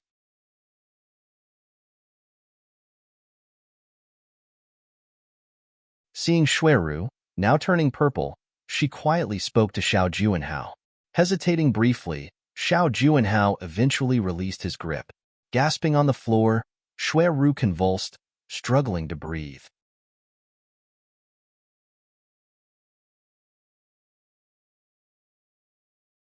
Chapter 295. Zhang Yan's ambition, but no one gave her another glance, as if she didn't even exist on the ground. Why is the princess consort here? Casting a brief look at Zhang Yan, Xiao Juanhao asked directly. Xiao Juanhao wasn't satisfied with Zhang Yan being the main princess consort. After all, the fact that King Chujiang committed treason was undeniable. Being from the king's Chujiang mansion, Zhang Yan bore its stigma. With her around, Emperor Qi Ming would never appoint him as the crown prince. I came to bring something for your highness. What is it? Sitting next to Xiao Juanhao, Zhang Yan pushed a wooden box towards him. Staring at the black box, Xiao Juanhao looked puzzled. What's in it? Your highness, open it and you'll see. Upon Zhang Yan's words, Xiao Juanhao immediately opened the box. The moment he did, his eyes widened in surprise. Inside the box were neatly placed promissory notes of silver, a vast amount. What are you doing? And as far as one remember, almost all assets from the King Chujiang's mansion were handed over. Where did this come from? Zhang Yan adjusted her sleeves and said, You might have heard about the recent severe disaster affecting the common people. Although the emperor hasn't taken any measures yet, it won't be long before he issues a decree. When that time comes, those with money can help solve the emperor's urgent needs. Indeed, the private treasury of the King Chujiang's mansion was turned over, but even a dying camel is still bigger than a horse. The wealth accumulated over the years by our mansion couldn't have been entirely taken. All the silver one have is in this box. I'm giving this to you personally, just to show you my loyalty. I know I'm not the princess consort you wanted, but I was bestowed to you by the emperor, so I will do everything in my power to help you achieve your goals. I hope you can see my sincerity. Throughout her speech, Zhang Yan's tone was calm. But looking into her eyes, Xiao Juanhao saw boundless ambition. Seemingly struck by a thought, Xiao Juanhao suddenly laughed. One guessed no one expected that a princess consort, a woman, would have such grand ambitions. Hearing Xiao Junhao's words, Zhang Yan simply smiled faintly. After a while, Xiao Juanhao put away the silver notes given by Zhang Yan, then whispered, Now that the princess consort is married into my mansion, you will always be my people. Thank you, your highness. Inside, Xiao Juanhao and Zhang Yan chatted amicably. But no one noticed Lin Mingyao, who stood stiffly outside the door. Clutching her palms tightly, the laughter from the room seemed piercingly loud to her ears. Did she really make the right choice? In the end, Lin Mingyao didn't enter. She turned and walked towards her courtyard. But as she reached the corner, a familiar voice called out from behind, sighed Consort Lin. Upon hearing the voice, a complicated emotion surfaced in Lin Mingyio's eyes. Then, she smiled and turned around. Greetings, Princess Consort. Approaching Zhang Yan, Lin Mingyao knelt down in a sign of respect. Zhang Yan silently observed the woman before her, not saying a word. Unless Zhang Yan gave the word, Lin Mingyao would have to remain in this bowed position. As her legs began to tremble slightly from holding the pose, Jiang Yen finally spoke. Rise. Thank you, Princess Consort. Sighed Consort Lin. Do you regret marrying into the Qing mansion now? Hearing Jiang Yan's words, Lin Mingio's heart skipped a beat, but she maintained her smile. Why would Princess Consort say that? Even though I am from the King Chujiang mansion, 1 am merely a common daughter. From a young age, I've understood one thing. If you want something, you have to fight for it. If I hadn't married into the Prince Qing's mansion, we wouldn't be related. But now that I have, sighed Consort Lin, one hope you remain cautious. Remember your status as a concubine. I know you harbor resentment, and without me, you might have been the princess consort of Qing Mansion. But 1 am here now, and that's fate. Princess Consort, what exactly are you getting at? By this time, Lin Mingyao couldn't hold back any longer. However, just as she was about to reply, Jiang Yin raised her hand and slapped her across the face. Having practiced martial arts since childhood, Jiang Yan's slap was not light. Lin Mingyao was thrown onto the ground. Covering her face, Lin Mingio's eyes were filled with rage when she looked up at Jiang Yin. This slap is a reminder for you. The Lin family is now led by Lin Xingchen. Now, you have lost everything. So, don't try to reach for what doesn't belong to you. Having said that, Jiang Yin, with the support of her maid, left. Lin Mingyao sat on the ground, silent for a long time. Sighed concubine, let me help you up. It was only after Jiang Yin had left that Lin Mingio's maid came forward to help her up. Seeing the swelling on Lin Mingio's face, the maid whispered, how could the princess consort hit you for no reason? You should tell His Highness and let him decide. Shut up. Lin Mingyao turned, her eyes coldly staring at her maid. No one is allowed to tell His Highness about this. Of these events within the Prince Qing's mansion, Jiang Peihuan was unaware. That evening, Han Feng rushed into Jiang Peihuan's courtyard. Xiao Nani and Jiang Peihuan were playing chess, but when they saw the flustered Han Feng, they put down their chess pieces. Master, I have news. After investigation, the arrows were found in 2 places. One is in the Prince Huainan's mansion, and the other is in the Prince Qing's mansion. Did you find out how these arrows got out? Jiang Peihuan asked. Hearing her words, Han Feng nodded, but his eyes revealed a bit of difficulty. These arrows came from the great general. You mean from my father? Han Feng didn't respond but simply nodded. Seeing his affirmation, Jiang Peihuan's face turned sour. It was unfathomable to Jiang Peihuan that these arrows had been distributed from Jianghong. Standing up, Jiang Peihuan said to the man opposite her, Xiao Nani, I need to discuss this with my father. Will you come with me? Yes, 111 go with you. Xiao Nani nodded and left with Jiang Peihuan. Jiang Hong happened to be at home that day. Seeing Jiang Peihuan and Xiao Nani entering the courtyard, he smiled gently. Huan Heir, why have you and King Cheng come here? Father, I have something important to discuss with you.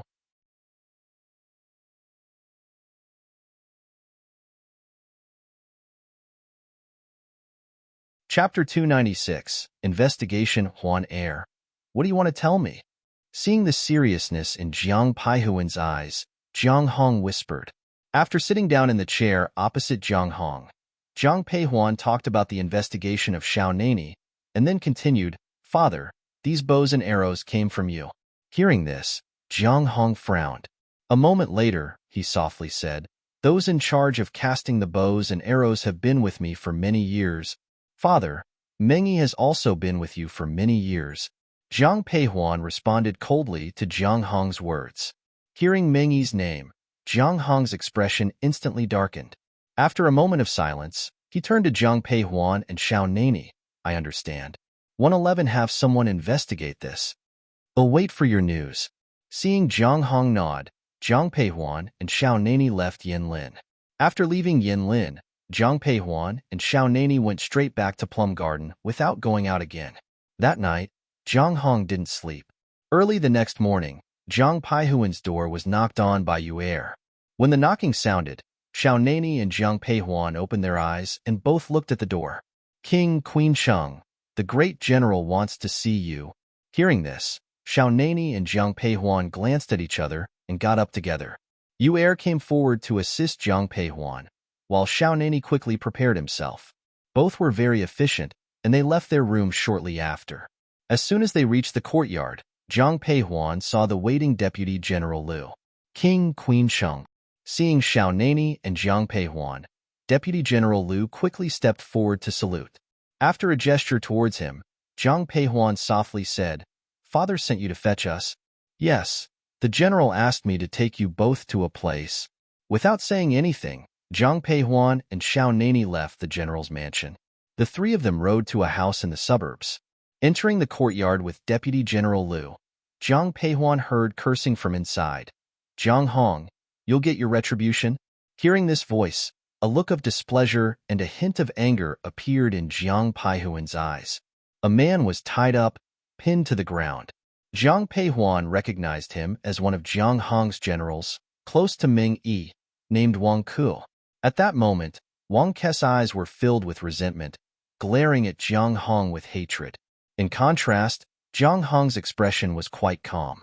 Hearing footsteps, Jiang Hong turned to the entrance. When he saw Jiang Peihuan, his eyes softened.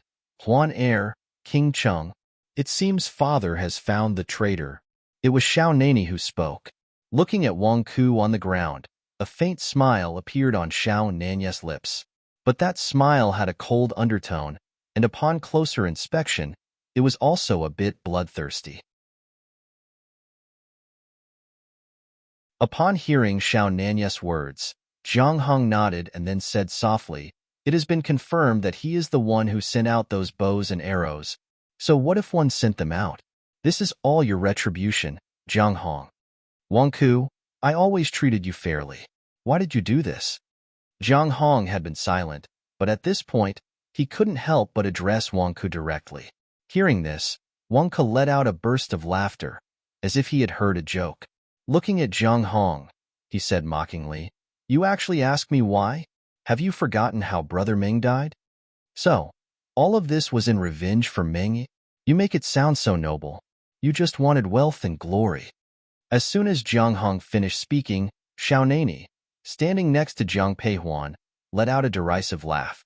Hearing this, Wang Ke looked at Xiao Nani with a gloomy expression. Meeting his gaze, Xiao Nani continued, "Did one get it wrong? All you did was because Prince Qing promised you wealth. Why use a dead man as an excuse?" As he spoke the last sentence, Xiao Nani's eyes were filled with contempt. Wang Ku, whose eyes were already filled with anger, hissed, "You're talking nonsense." "Heh." Facing Wang Ke's ferocity, Xiao Nani chuckled. Xiao Nani looked at Jiang Hong and asked, "Father, are you aware of Wang Ke's financial situation? He has been impoverished since childhood. Most soldiers come from poor families. Those from slightly better backgrounds usually choose the path of academia.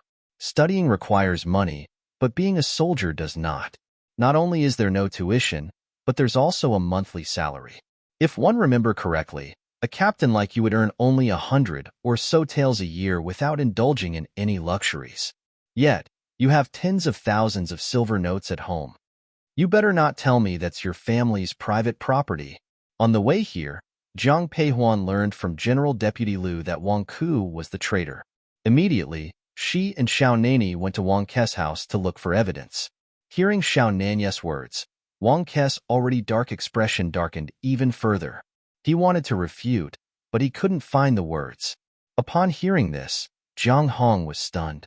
After a long pause, he looked at Wang Ku and said, "I never dreamed that one day you would betray your original intentions for such external possessions.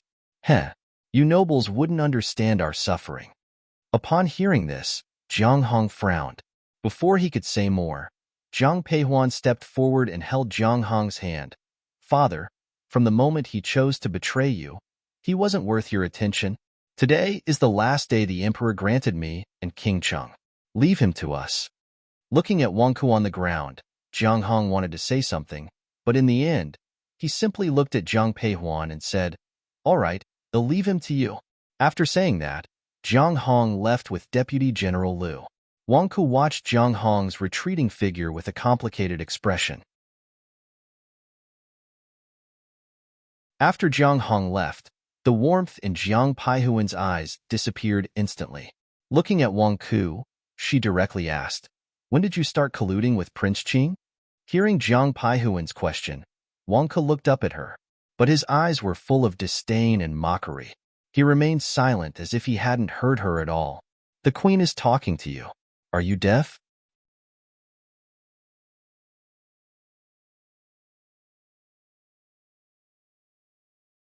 Chapter 297. Escape. Upon seeing Wang Ke's attitude, Han Feng, who was standing nearby, stepped forward, kicking Wang Ke squarely, causing him to immediately spit out blood. Yet even so, Wang Ke looked at Jiang Peihuan with mocking eyes. "One never even took your father seriously. As for you, I care even less. It doesn't matter whether you take me seriously or not. What matters is, do you care about your family?" "What do you mean?" Hearing this, a hint of panic flashed in Wang Ke's eyes. Jiang Peihuan, however, remained composed. She didn't look at Wang Ku, but instead signaled to Han Feng. A moment later, a young boy was brought over. The boy, who appeared to be around 3 or 4 years old, began to cry out upon seeing Wang Ku. "Su'er?" Upon seeing his son, Wang Ke's expression changed. Gazing darkly at Jiang Peihuan, Wang Ke coldly said, "What did you do with my son?" "Of course, it's to threaten you." "You?" Hearing Jiang Peihuan's candid response, Wang Ku was so infuriated he was at a loss for words. The boy continued to cry out for his father. Hearing his son's cries, Wang Ke's eyes were filled with conflict and his gaze towards Jiang Peihuan became more resentful. "I never imagined Jiang Hong would have such a ruthless daughter. My father was indeed very generous to you all, but didn't each of you betray him?" Facing Wang Ke's accusations, Jiang Peihuan responded calmly. Having returned from the dead, she only remembered Meng Yi as the main culprit but had forgotten about those associated with him. "Wang Ku, my patience is limited. Will you talk or not?" At Jiang Peihuan's indication, Han Feng drew a dagger, aiming it at Wang Ke's son's throat. Seeing this, pure panic filled Wang Ke's eyes. After a long pause, he finally murmured, "Ill talk, ill talk." Subsequently, Wang Ke recounted his collaboration and deals with Prince Qing. After he finished, he looked at Jiang Peihuan. "I've told you everything you wanted to know. Can you now release my son?" "Not just yet. Later, we'll take you to the emperor. Only after you repeat everything in his presence will one release your son." After saying this, Jiang Peihuan signaled Han Feng, who then carried the boy away. Watching this, Wang Ke's eyes darkened. He didn't look at Jiang Peihuan, but turned to Xiao Nani instead. "King Cheng, they say hell hath no fury like a woman scorned. Would you really keep such a woman by your side, without fearing for your life?" "I admire her ruthlessness," replied Xiao Nani. "If she truly desires my life, one would gladly offer it to her." Wang Ku was speechless. He had intended to sow discord between Xiao Nani and Jiang Peihuan, but he didn't expect such an answer from Xiao Nani. That night, Jiang Peihuan and Xiao Nani took Wang Ku into the palace. The Qinqing Hall.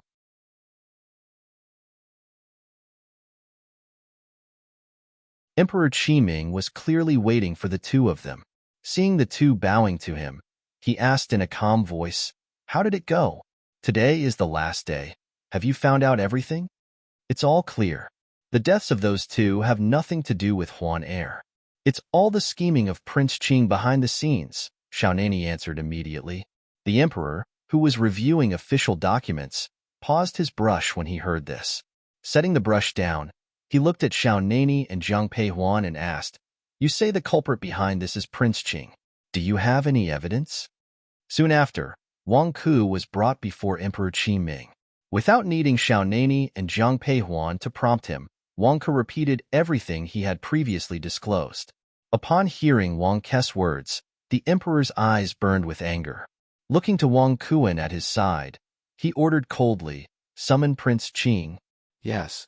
Though the distance from Prince Qing's mansion to the palace was quite considerable, Xiao Juanhao appeared before the emperor within an hour. Entering the Qinqing Hall, Xiao Juanhao seemed to have a sense of what was happening. Approaching the emperor, he greeted, "One greets imperial father." "Prince Qing, you are quite audacious. daring to plot against the first prince of the grassland tribes.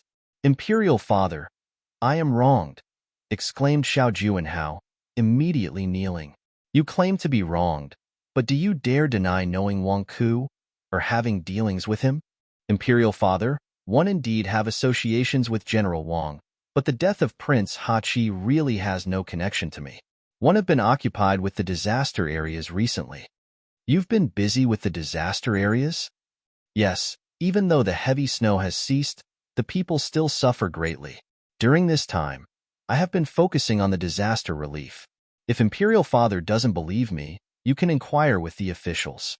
Moreover, one have already thought of a solution to aid the victims. What solution? Hearing Xiao Juanhao mention the disaster areas, Emperor Qi Ming immediately forgot about the deaths. I would like to discuss the solution privately with Imperial Father, whispered Xiao Juanhao, casting a glance at Xiao Nani and Jiang Peihuan. While others might have missed it, Jiang Peihuan clearly saw the smug look in Xiao Junhao's eyes. With a hint of displeasure, Emperor Qi Ming still agreed, and they retreated to the inner hall. Once seated, the emperor coldly said, "Now, you can speak. Imperial Father, this is the solution I have in mind." As he spoke, Xiao Juanhao placed a black wooden box in front of the emperor. This box was previously given to him by Jiang Yin. Originally, he planned to present this sum of silver later when the disaster worsened. However, upon hearing of Xiao Nani and Jiang Peihuan's entrance into the palace, he realized his plan had been exposed and hence brought the box with him. When Emperor Qi Ming saw the banknotes in the box, his eyes were filled with surprise. Outside, Jiang Peihuan and Xiao Nani waited quietly. Seeing the silver notes inside the box, the emperor's eyes widened in surprise. Outside, Jiang Peihuan and Xiao Nani waited in silence. After a while, Emperor Qi Ming emerged, followed by Xiao Juanhao. The matter has been clarified. It was a misunderstanding, declared the emperor. You two can go home now. Xiao Nani and Jiang Peihuan exchanged glances, both sensing each other's surprise. Without uttering a word, they bowed and left. Once outside the palace, Xiao Nani remarked, "It seems this matter will be left unresolved. It's likely that Prince Qing promised some benefits to Emperor Qi Ming," Jiang Peihuan speculated. "That's a given," Xiao Nani responded with a hint of sarcasm in his eyes. Jiang Peihuan remained silent, having already known much about Emperor Qi Ming from her previous life.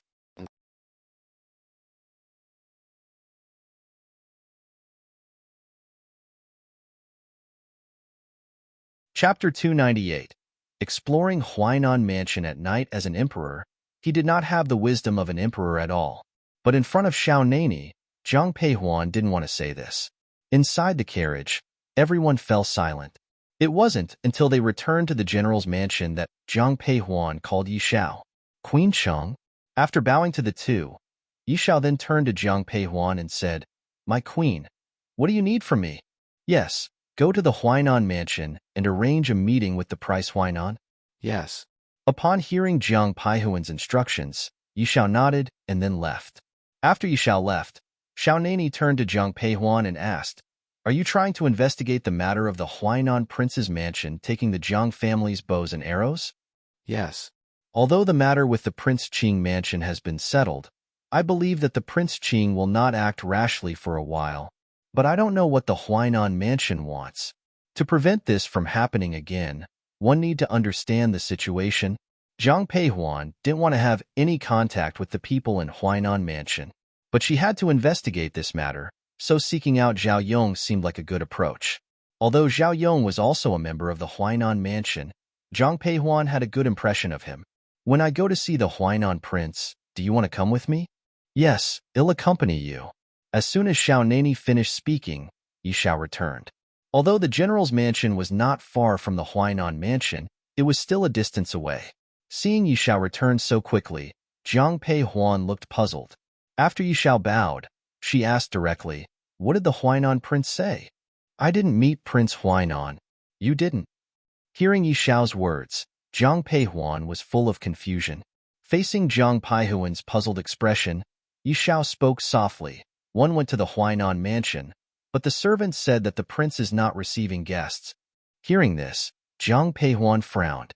However, my queen, I noticed something strange. It seems that all the servants of the Huainan mansion have been replaced. All of them. Yes. Yi Xiao, being from the secret guards, has a keen sense for these things. Even if she had only seen someone once, she would remember. But the people she saw at the Huainan mansion today, she was certain she had never seen them before. If it were one or two people, it could be overlooked, but if everyone was unfamiliar, then it was unusual. Logically speaking, the servants of wealthy families won't change often, Jiang Peihuan whispered. Xiao Nani, who was standing beside Jiang Peihuan, said in a low voice, unless something happened, like servants being killed or injured. Saying this, the two exchanged a look. If you want to know what happened at the Huainan mansion, you can go and take a look. A moment later, Xiao Nani and Jiang Peihuan changed into black clothes and went to the Huainan mansion. As soon as she entered the Huainan mansion, Jiang Peihuan felt that something was strange. Because Zhao Yong was now the prince of Huainan, his residence would be in the front yard. Jiang Peihuan had been to Huainan mansion before, so she was somewhat familiar with its layout. She held Xiao Nanya's hand and headed directly towards the front courtyard. However, just as she took a step forward, a scream came from the backyard. The two exchanged a glance and immediately headed to the backyard. In the backyard, they arrived at Chu Ran's residence within the Huainan mansion. All of the prince's servants were kneeling on the ground. Many were already dead. Blood dripped from the mouths of both the King Huainan and Zhao Yong. Only Chu Ran was seated calmly on a chair, with Zhao Fucking by her side. Zhao Fucking had only one leg and looked extremely grim. At the moment, he was staring menacingly at King Huainan, Zhao Yong, and Zhao Yong. King Huainan, with rage in his eyes, shouted at Chu Ro, how dare you poison me? What do you want? I should be the one asking you this. You despise Qing heir for becoming a cripple, so you want to support that bastard to ascend the throne. This is impossible. Chu Ran's eyes burned with anger. She had been patiently waiting for this moment. You've gone mad, Zhao Yang said coldly, not looking at Chu Ro but at Zhao Fucking on the chair. Has your mother's madness infected you as well? Would you dare commit patricide? Zhao Fucking responded defiantly, why wouldn't I dare? In your eyes, you've never seen me as your son. Why should one see you as my father? Zhao Yang was taken aback. What nonsense are you spouting?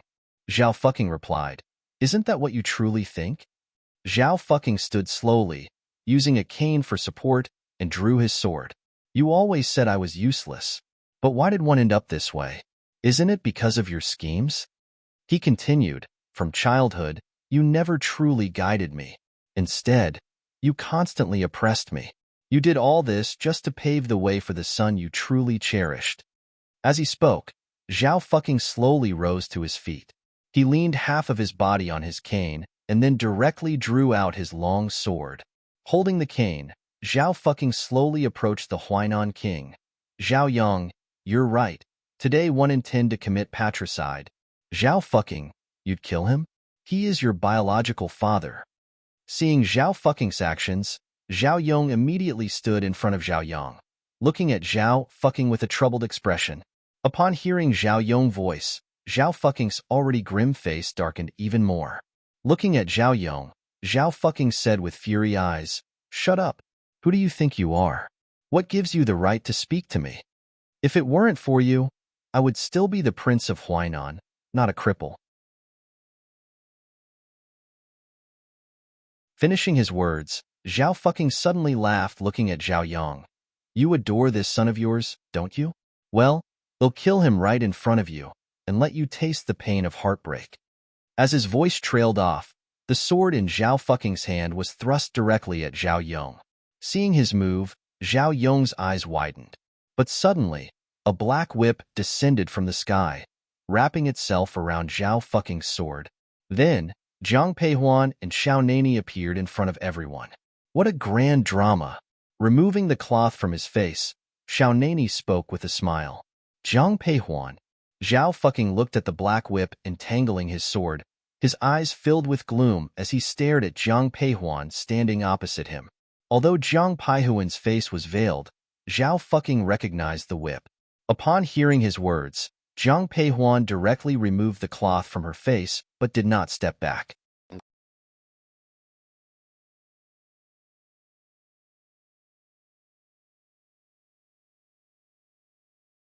Chapter 299. The unforeseen event in the Huainan mansion. Looking at Jiang Paihuan's revealed face, Zhao fucking's eyes darkened even more. What? You want to save him? With just the two of you? Without waiting for Jiang Peihuan to reply, Zhao fucking responded with a mocking look. At this moment, Xiaonani also stood beside Jiang Peihuan. Then, the uniform sound of footsteps reached their ears. Both Xiaonani and Jiang Peihuan turned their heads to see a formation of soldiers marching toward them. Seeing this, both Jiang Peihuan and Xiaonani displayed worried expressions. However, a smile appeared in Zhao fucking's eyes.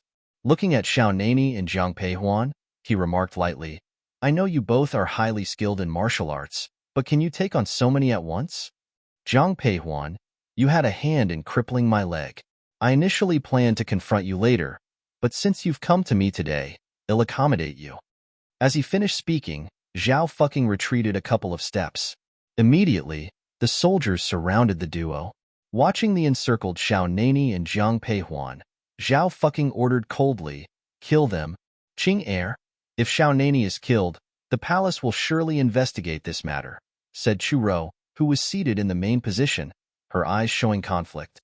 She didn't care about Jiang Paihuan's fate, disregarding the general's daughter. However, she did have reservations about Xiaonani, who was, after all, the emperor's brother. Hearing Chu Rou, Zhao fucking appeared indifferent. Mother, do you think we have any way out now? At this, Chu Rou remained silent. Attack. Upon Zhao fucking's command, the soldiers drew their daggers. Xiaonani and Jiang Peihuan exchanged glances and began to fight back to back. Shortly after, Jiang Peihuan realized that these soldiers had been specially trained. The situation was highly unfavorable. Jiang Peihuan was most worried about the poison within Xiaonani. Though suppressed, exerting himself too much could trigger it. Keeping this in mind, Jiang Peihuan's moves became increasingly fierce and swift. Initially, they managed with ease, but as more soldiers joined, the two began to struggle. Zhao fucking watched with a smug grin. Now with only one leg, Zhao fucking couldn't stand for long, so he took a seat. He watched them triumphantly. Today is your end. Before he could finish, he felt intense pain from behind. Turning around, Zhao fucking saw Huainan King standing behind him. Turning his head, Zhong fucking saw the prince of Huainan standing behind him. Following the direction of the king's Huainan, Zhao fucking's eyes landed on the long sword in the hands of his own father. Qing heir. When the king Huainan pulled out his sword, Zhong fucking fell off his chair.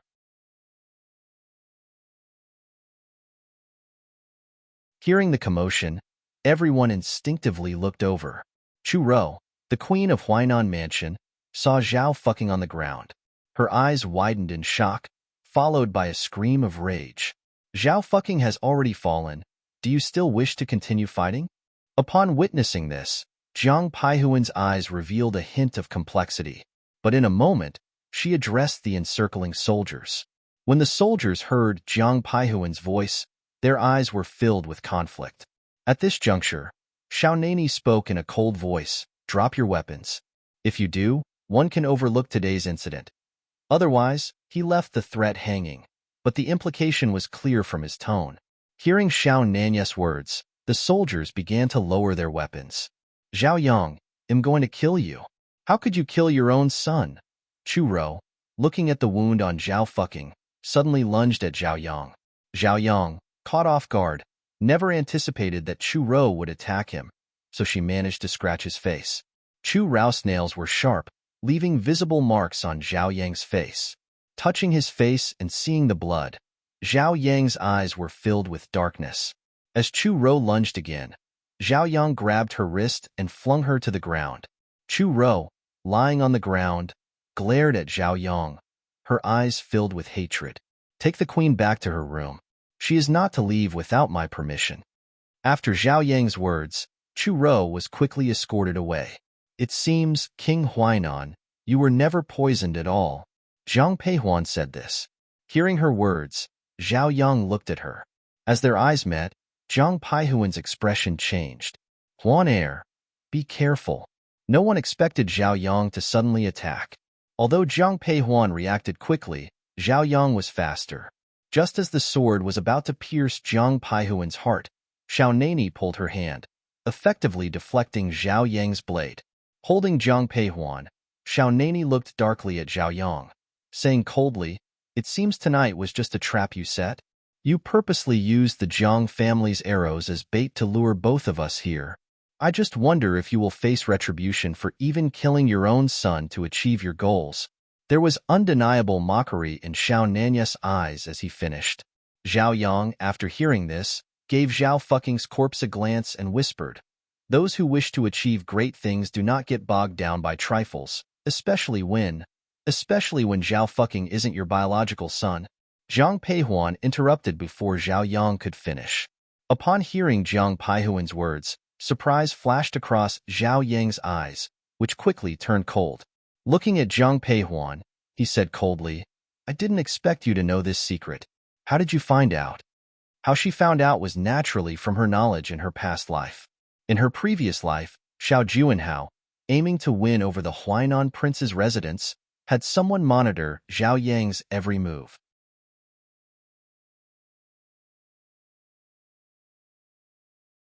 Through investigation, Xiao Juanhao learned that Zhao Fucking was not Zhao Yang's biological son. This was a major reason why the Huainan prince's residence later leaned towards Xiao Juanhao. After all, no man wants his scandal to be public knowledge. How one found out isn't important. I just want to know, if this news gets out, how will the king Huainan face the talk of the town? Haha. Hearing Zhang Peihuan's words, Zhao Yang laughed as if he heard a delightful joke.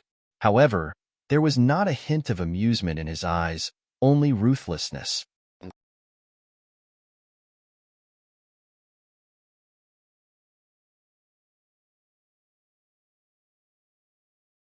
Chapter 300. Poison. Looking at Zhang Peihuan, Zhao Yang coldly said, "It's simple. If you die, no one in this world will know the secret. You're so confident you can kill the two of us? If King Cheng had not been poisoned, I wouldn't be confident. But I know that the poison in King Cheng's body has not been completely cleared, so today is the day you two die." Saying this, Zhao Yang raised his long sword. "By you alone?" Seeing Zhao Yang rushing towards him, Xiao Nanya's eyes revealed a hint of mockery. However, as he clashed with Zhao Yang, a coldness also appeared in his eyes. Standing by, Zhang Peihuan noticed Zhao Yang's fierce moves, and her expression became tense. She recognized that Zhao Yang was the same mysterious man who had previously pursued them in the western regions. Now, she finally understood why Zhao Yang insisted on luring them here. At first, she thought it was because of her, but it seemed the trap was set for Xiao Nani. Zhao Yang was strong, a master in martial arts. As Xiao Nani began to struggle, Zhang Peihuan quickly stepped forward to help. Facing Zhang Peihuan's assistance, Zhao Yang's eyes showed no change, but he mocked, "Neither of you is a match for me. It's better to die now and suffer less." As his words fell, he struck Xiao Nani away with a palm, then aimed his sword at Zhang Peihuan. "Now, let's see who can save you." Zhang Peihuan could clearly feel the threatening presence of the blade. Huan heir. Having been pushed back, Xiao Nani looked on with concern. Zhang Peihuan instinctively closed her eyes. However, the expected pain did not come. Instead, she heard Zhao Yang's angry shout, "What do you think you're doing?" There was fury in Zhao Yang's tone. When she opened her eyes, she saw Zhao Yong, standing in front of her, protecting her. Zhao Yong was still weak, but he blocked Zhao Yang. He whispered, "Father, if anything happens to Miss Jiang and King Cheng, it will cause a lot of trouble. Please stop. Get out of the way." Despite Zhao Yong's reasoning, Zhao Yang angrily rebuked him. However, Zhao Yong remained unmoved. At this moment, Xiao Nani joined the fight again. Feeling the onset of the poison inside him, Xiao Nanya's moves became increasingly aggressive. Both Zhang Peihuan and Zhao Yong stepped in to help. Zhang Peihuan and Zhao Yong also stepped forward to help. With their combined effort, Xiao Nani landed a kick on Zhao Yang's chest, sending him flying. Zhang Peihuan was about to deliver a finishing blow when she saw a sword piercing Zhao Yang's heart. The one who attacked was none other than Chu Ro, who was taken away just moments ago. At this moment, Chu Ran's eyes were full of rage. Holding the sword's hilt tightly, her eyes were fixed on Zhao Yang. What did you mean earlier? Why did you say Qing Er is not your biological son?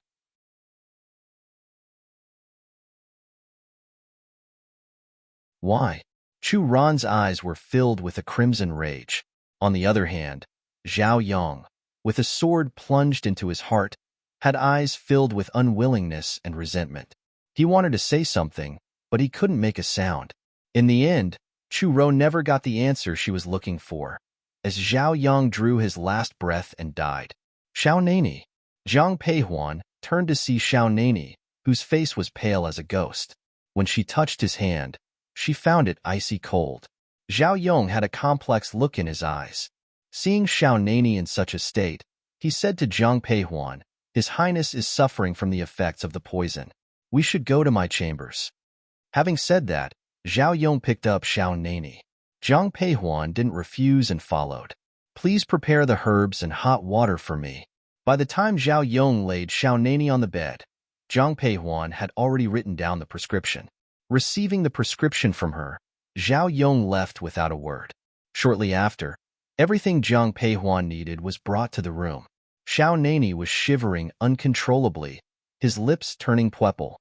Zhang Peihuan undressed him and helped him into a bath. The water in the tub was hot, but as Xiao Nani entered, the temperature rapidly cooled down. Witnessing this, Zhang Peihuan frowned. The herbal medicine had some effect, but it was not enough. Taking out her silver needles, she started to perform acupuncture on Xiao Nani. An hour later, Xiao Nani's complexion began to warm up. Just as Zhang Peihuan was putting away her needles, there was a knock at the door. "Qinsheng?" It was Han Feng's voice. Hearing him, Zhang Peihuan immediately said, "Come in." As soon as Zhang Peihuan's voice fell, the door was pushed open from the outside. Subsequently, Han Feng and Yi Xiao walked into the room together. "Master." Seeing Xiao Nani sitting in the bathtub, concern filled Han Feng's eyes. "My queen, are you all right?" Yi Xiao, on the other hand, turned her gaze to Zhang Peihuan. Her eyes were also full of worry. As she spoke, she instinctively examined Zhang Peihuan, and only when she noticed that Zhang Peihuan was not injured did she let out a sigh of relief. Seeing the concern in Yi Xiao's eyes, Zhang Peihuan softly said, "I'm fine." Then, Zhang Peihuan addressed Han Feng, "Get ready. We're going back to the mansion?" Yes. Zhang Peihuan helped Xiao Nani get dressed, and once everything was set, Zhao Yong arrived. The poison in his body had not yet been neutralized. However, at this point, Zhang Peihuan couldn't be concerned about him. Looking at the person standing in front of her, she softly asked, "What are your plans moving forward?" "I plan to enter the palace tomorrow to report the truth to the emperor. As for how the emperor decides to handle it, I will abide by his decree. Thank you for today." After a moment of thought, Zhao Yong sincerely thanked Zhang Peihuan. "There's no need for thanks. I didn't really do much." Having said that, Zhang Peihuan immediately departed. After leaving the Huainan mansion, the group hastily made their way to the plum garden. However, as soon as Zhang Peihuan entered the plum garden, she saw Qingyang waiting there, holding a few medical books in her hands. "Master." If it weren't for Qingyang's sudden appearance, Zhang Peihuan might have almost forgotten about her. Upon seeing Zhang Peihuan, Qingyang quickly stepped forward to pay her respects. "I don't have time to talk to you today. You should go back first." After saying that, Zhang Peihuan proceeded to walk inside, instructing Han Feng and Yi Xiao, "Take Xiao Nani to his room first." As Han Feng carried Xiao Nani towards the room, Qingyang glanced at them a few times, her brows furrowing when she saw Xiao Nani. After a moment of thought, she decided to follow them.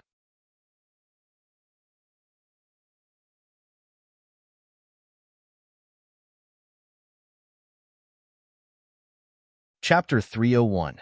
Curing the poison. When Zhang Peihuan entered the room, she noticed that Qingyang had also followed her in. She immediately frowned. "Qingyang, I really don't have the time to deal with you today, you." Master, are you distressed about the cold poison inside King Cheng's body?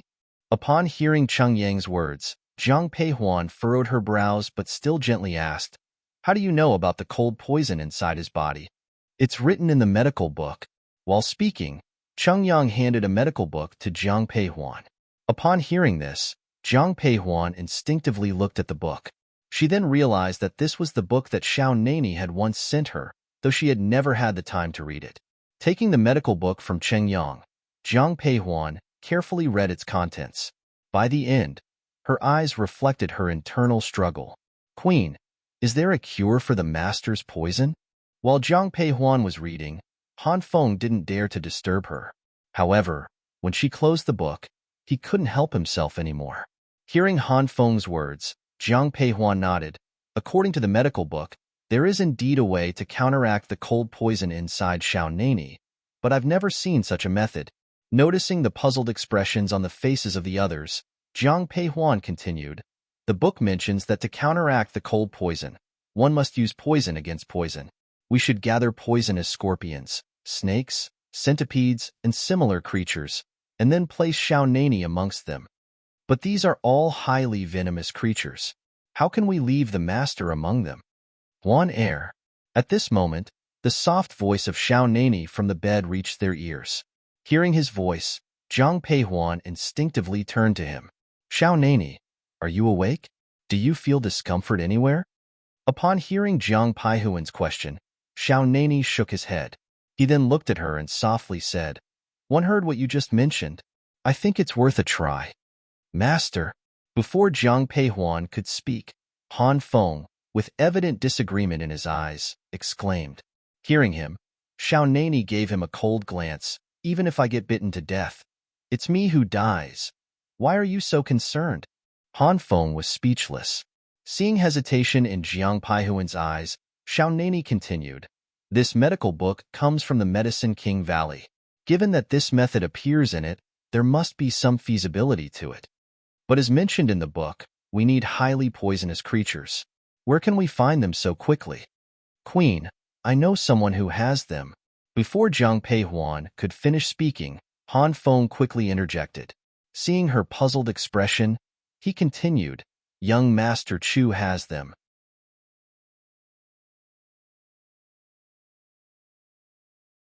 An hour later, Zhang Peihuan and Xiao Nani, along with others, went to the previously mentioned mansion. Not only was Chu Hong there, but Rong Mo was present too. Upon seeing Cheng Yang, Rong Mo's expression changed instantly. "Rong Mo, one didn't come for you today, but to learn medical techniques." Hearing Cheng Yang's words, doubt filled Rong Mo's eyes. Seeing this, Zhang Peihuan stepped forward, whispering, "What Cheng Yang said is true." After saying that, Zhang Peihuan looked at Chu Hong, recounting Xiao Nanya's situation, and then continued. "Han Feng mentioned that young Master Chu has these poisonous creatures. So? I indeed have these creatures, but they're my pets."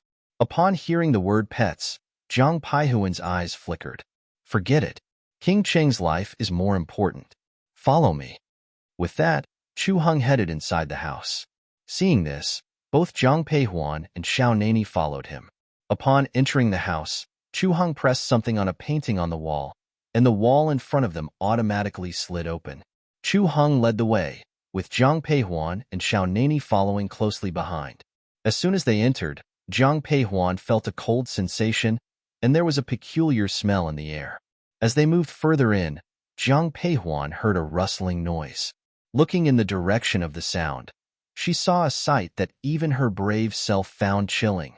There were several pits in the ground, each filled with various venomous creatures, including scorpions, snakes, centipedes, and other creatures Zhang Peihuan had never seen before. Seeing all these, Zhang Peihuan couldn't hide her discomfort. Cheng Yang, on the other hand, screamed out loud. Hearing her scream, Chu Hong glared at her in displeasure. "I told you not to come, but you insisted. If you scared my pets, I might just throw you in with them. Are you a devil?" Cheng Yang shot back, glaring at him. Chu Hong approached Cheng Yang, but she quickly grabbed Rong Mo's hand for protection. "Rong Mo, save me." "Enough. Stop fooling around," Rong Mo admonished. With his intervention, both Chu Hong and Cheng Yang quieted down. When Rong Imo was born, Chu Hong and Cheng Yang did not make a sound. All eyes turned to Jiang Peihuan and Xiao Nani. After a moment, Jiang Peihuan softly said to Chu Hong, "Young Master Chu, please allow me to take some of these creatures." "No problem. Take whatever you need," he replied, "but be careful. If you get bitten, it's not my responsibility." "Queen, let me handle it." Han Feng immediately volunteered. However, Jiang Peihuan declined his offer.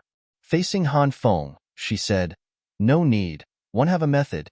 In front of everyone, Jiang Peihuan applied a medicine on herself, then wore gloves and used tongs to handle the creatures. She placed the venomous animals into a wooden barrel. Once she had collected enough, she sealed the barrel. An hour later, the venomous creatures were emptied into a large bathtub.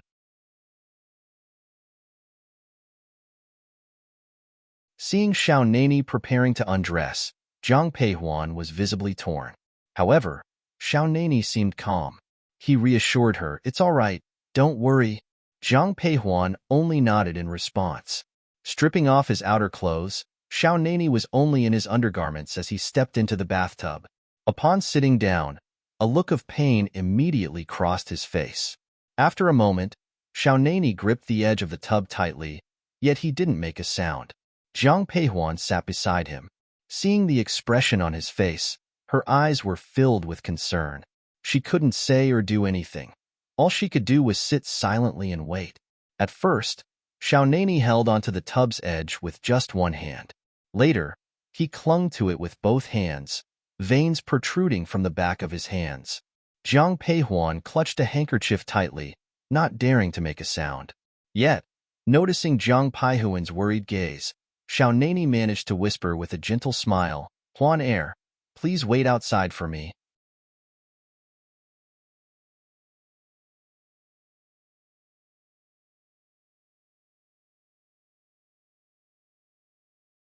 Chapter 302. Curing the potion. Seeing the expression in Xiao Nani's eyes, Jiang Peihuan didn't say anything but simply nodded gently. After she stepped out, the expression on Xiao Nani's face instantly turned fierce. Jiang Peihuan was just outside the door. Even though Xiao Nani didn't make any noise, she occasionally heard muffled grunts from him. Apart from Jiang Peihuan, Han Feng, Yi Xiao, and others were also waiting at the door. Seeing Jiang Peihuan's state, neither of them dared to approach or say anything. They just stayed quietly by her side. Time passed minute by minute. After more than half an hour, Jiang Peihuan realized there was no sound coming from the room. Jiang Peihuan's face changed instantly, but she forced herself to remain calm. Facing the room's direction, she softly called out, "Xiao Nani." There was no response. She called out again. When there was no reaction after several calls, Jiang Peihuan could no longer restrain herself and pushed the door open. Seeing this, Han Feng and Yi Xiao immediately followed. "Xiao Nani." Approaching the bathtub, Jiang Peihuan found him leaning over the edge, unconscious. The air was filled with the stench of blood. Xiao Nani was dressed in a white undergarment, but now, half of it was stained bright red with blood. "Master." Upon witnessing this scene, concern filled Han Feng's eyes. Jiang Peihuan didn't say anything but approached and held Xiao Nani's hand. Only when she got closer did she notice that all the poisonous creatures in the bathtub were motionless. All of them were dead. Seeing this, Jiang Peihuan's eyes filled with shock. She reached out to check his pulse. Han Feng, observing her actions, dropped his hand and didn't dare to move. After Jiang Peihuan let go of Xiao Nani's hand, Han Feng quickly asked, "Queen, how is the master?" "The cold poison in his body has been mostly expelled. He's just a bit weak from blood loss. After some good care and rest, he'll be fine." "That's great." Hearing Jiang Peihuan's words, excitement filled Han Feng's eyes. Relief was evident in Jiang Peihuan's eyes as well. Although the method they used was based on what was written in medical books, she had been extremely worried when she saw Xiao Nani go in. But now, Jiang Peihuan felt a bit fortunate. Looking at Han Feng and Yi Xiao, she said softly, "You two, prepare clean warm water. They'll change Xiao Nani into clean clothes." Yes. Knock, knock. After Han Feng and Yi Xiao left, there was a knock on the door. When Jiang Peihuan opened it, she saw Rongamo, Chu Hong, and Cheng Yang standing there. Seeing Jiang Peihuan, Chu Hong spoke first. I heard from Han Feng that King Cheng is all right now. Yes, and I must thank you, young Master Chu.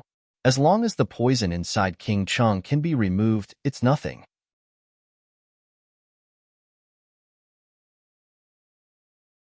But when he wakes up, I still need to.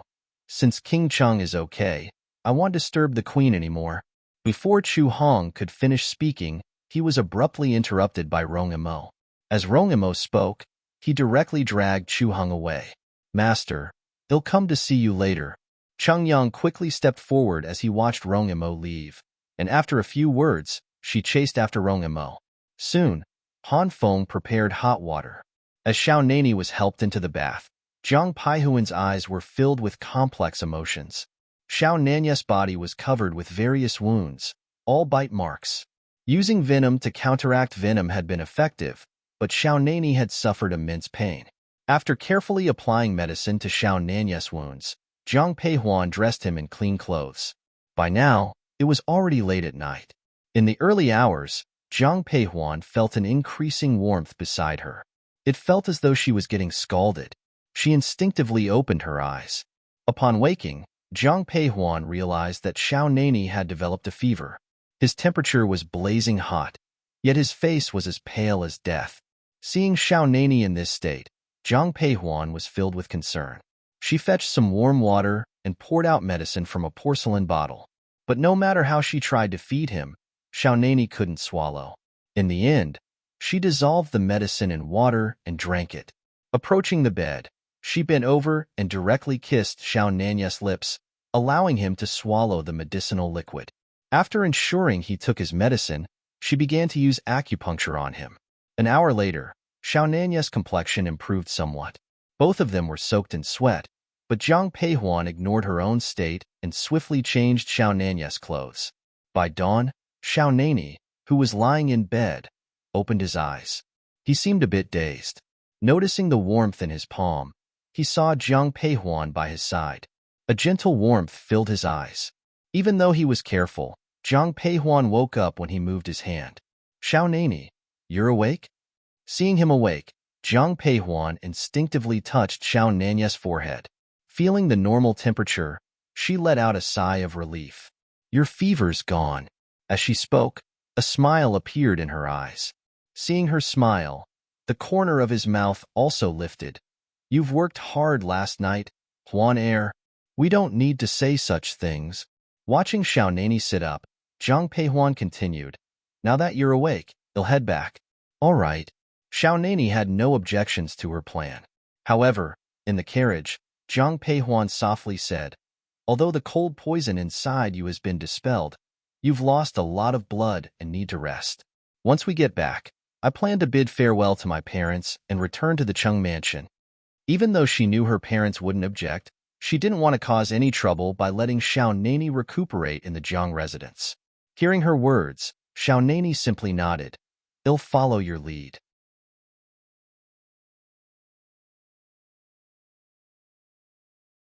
Upon returning to the general's mansion, Jiang Peihuan went to Yinlin where both Jiang Hong and Shui Yan were present. After a moment of thought, she expressed her intentions to return to the prince's mansion. Hearing her words, before Shui Yan could respond, Jiang Hong interrupted, Didn't you say you were going to stay here for a while? Why this sudden decision to leave? Although he addressed Jiang Peihuan, his gaze was fixed on Xiao Nani.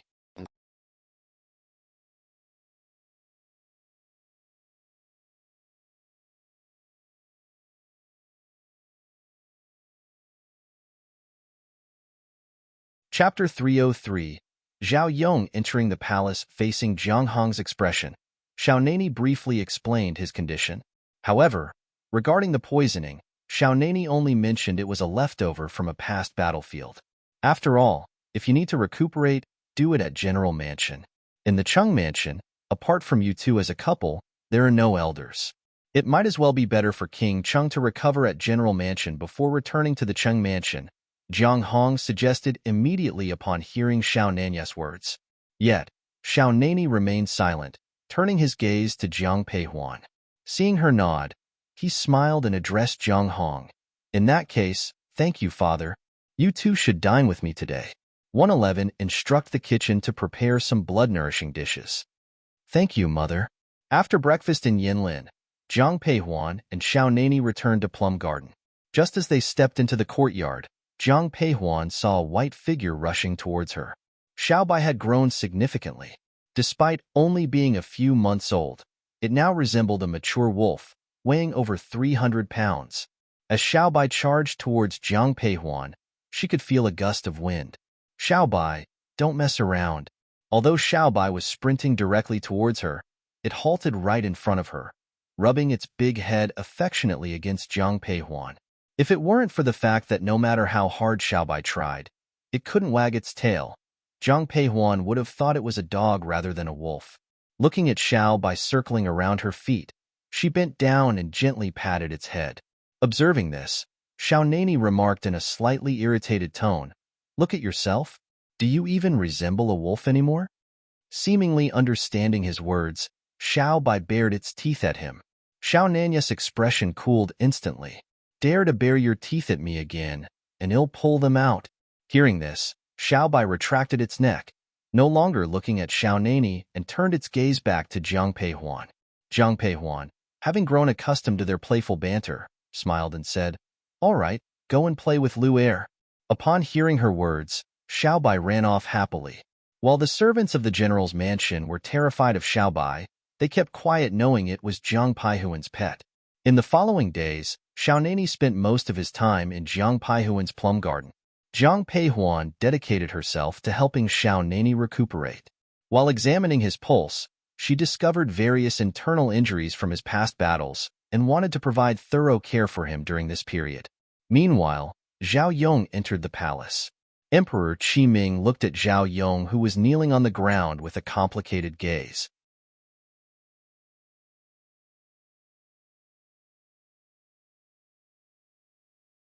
After a long silence, he finally said, "You are the Prince of Huainan.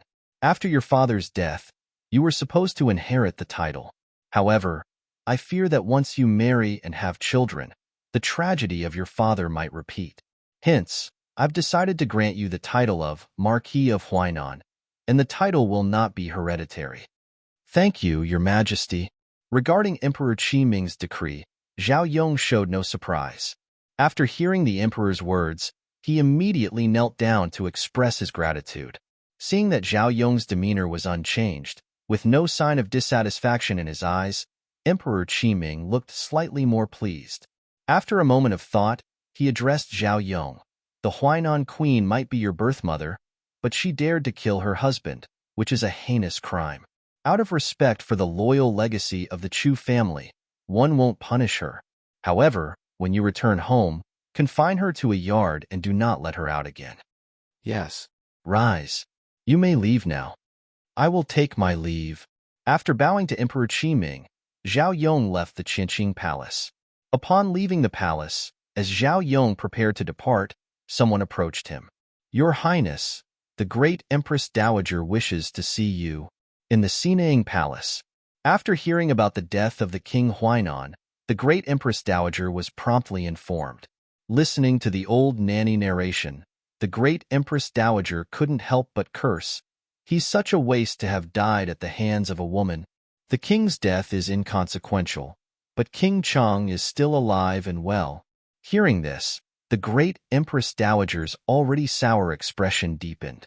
Seeing the great Empress Dowager's displeasure, the old maid hurriedly spoke, "Your Royal Majesty, it is said that Prince Zhao Yong is intelligent. With the King Huainan gone, you can fully utilize the prince to your advantage. Perhaps he is even smarter than his father. Now, there's no other choice. Your Royal Majesty, Prince Zhao Yong has arrived." As the great Empress Dowager finished speaking, an eunuch's voice echoed from the entrance. "Let him in." Subsequently, Zhao Yong approached the great Empress Dowager. Kneeling down in deference, "Greetings, Your Royal Majesty the great Empress Dowager. What has the Emperor planned for the Huainan mansion now that your father has passed?" "The Emperor has conferred upon me the title of Marquis of Huainan." Upon hearing the great Empress Dowager's question, Zhao Yong briefly recounted the Emperor's decision. However, Upon hearing the emperor's arrangements, the great Empress Dowager couldn't help but frown. Seeing Zhao Yong's calm demeanor, she questioned, according to tradition, you should be the king of Huainan. Aren't you angry that the emperor has stripped you of that title? In response to your royal majesty, 1am truly grateful for the emperor's decision.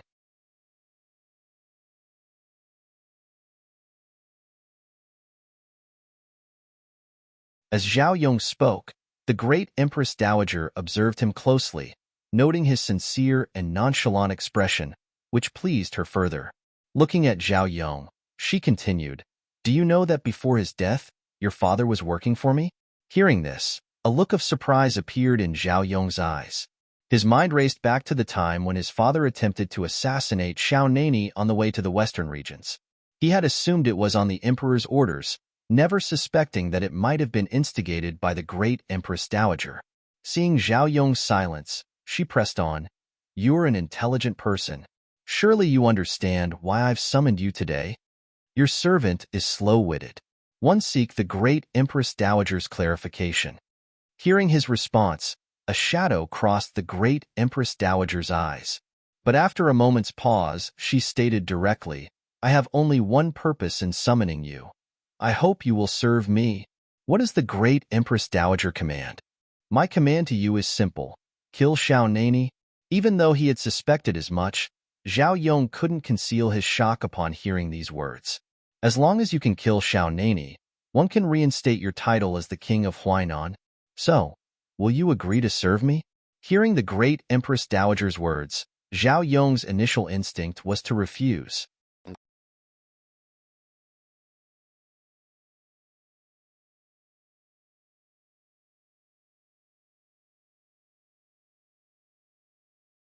Chapter 304.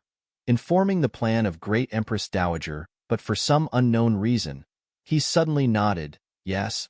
Looking at the Great Empress Dowager, Zhao Yong whispered, I dare not refuse the Empress Dowager's decree. You are indeed a smart person. Seeing Zhao Yong agree so readily, a satisfied look appeared in the Great Empress Dowager's eyes. Half a tea time later, Zhao Yong left the Sinang Palace. Prince, are we going straight back to the Huainan mansion?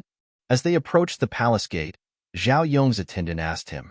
Hearing this, Zhao Yong shook his head and whispered, to the general's mansion. When Zhao Yong entered the plum garden, Xiao Nani and Jiang Peihuan were brewing tea in the pavilion.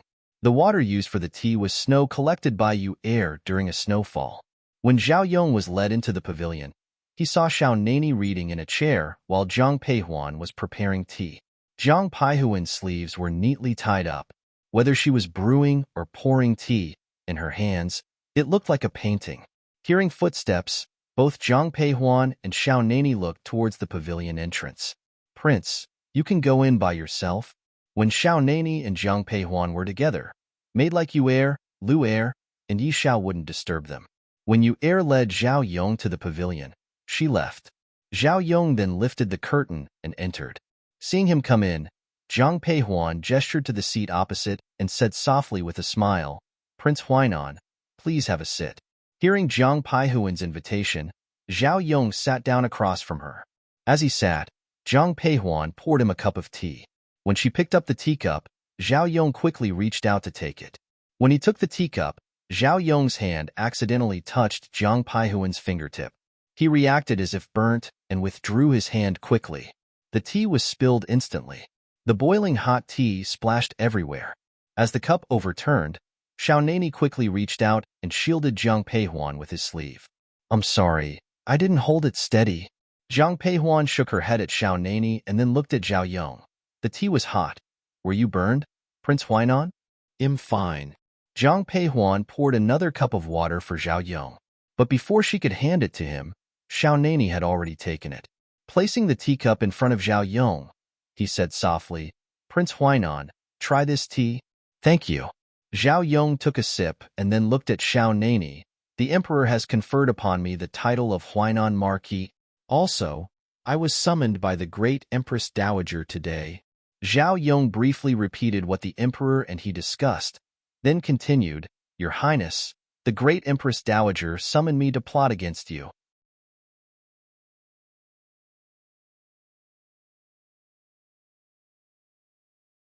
Hearing this, neither Xiao Nani nor Jiang Peihuan showed any signs of surprise. Seeing this, Zhao Yong chuckled. It seems the king and Queen Sheng were already aware. Hearing Zhao Yong's words, both of them nodded in acknowledgement. A moment later, Xiao Nani said to Zhao Yong, "Regardless, thank you, Prince Huainan, for bringing me this news. Prince, since the Empress Dowager has come to find you, she must see the results. How are you going to deal with the Empress Dowager? The Queen once accompanied the great general in battles. What do you think of the current situation in the northern border? You want to be stationed at the northern border." As soon as Zhao Yong's voice fell, Jiang Peihuan spoke directly. Jiang Peihuan stated affirmatively, and seeing this, admiration flashed in Zhao Yong's eyes. The queen is truly clever. Once I'm at the northern border, the great Empress Dowager will be powerless against me. But Queen Cheng, today, I came to seek a favor from you. Prince, please tell. If I can help, I want refuse.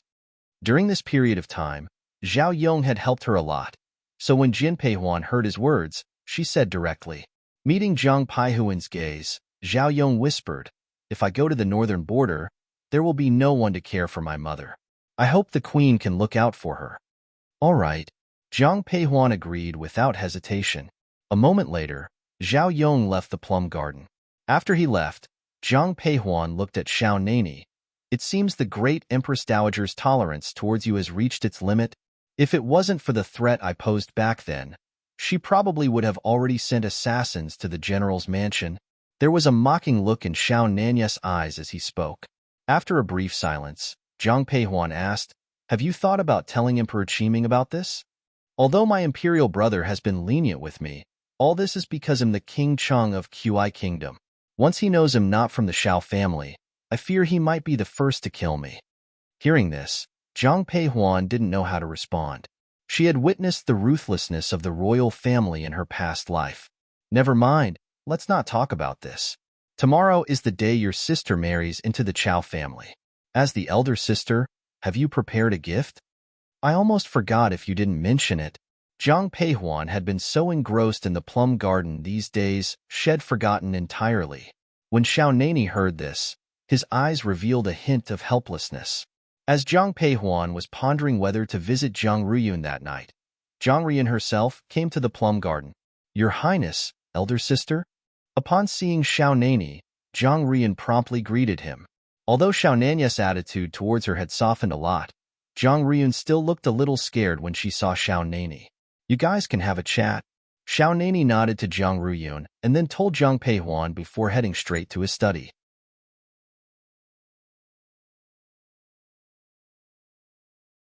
With Xiao Nani gone, Jiang Ruyun noticeably relaxed. Facing Jiang Peihuan, she whispered, "Elder sister, I came today to discuss something." "What is it?" "Tomorrow is my wedding day. Mother has prepared many dowries for me to look respectable. But father disagrees." Jiang Ruyun continued when she saw the puzzled look on Jiang Peihuan's face. "Father says he must leave some assets for my brother and cannot let me take everything. Because of this, mother and father have been arguing for days. I really had no choice but to come to you for advice." Jiang Peihuan listened quietly as Jiang Ruyun spoke. Once she finished, Jiang Peihuan gently asked, "And you? What do you think?" "If possible, one naturally hoped for more dowry. After all, this will be my foothold in the Chao family. But father's salary is not high, and now that my brother is born, I naturally can't be that selfish."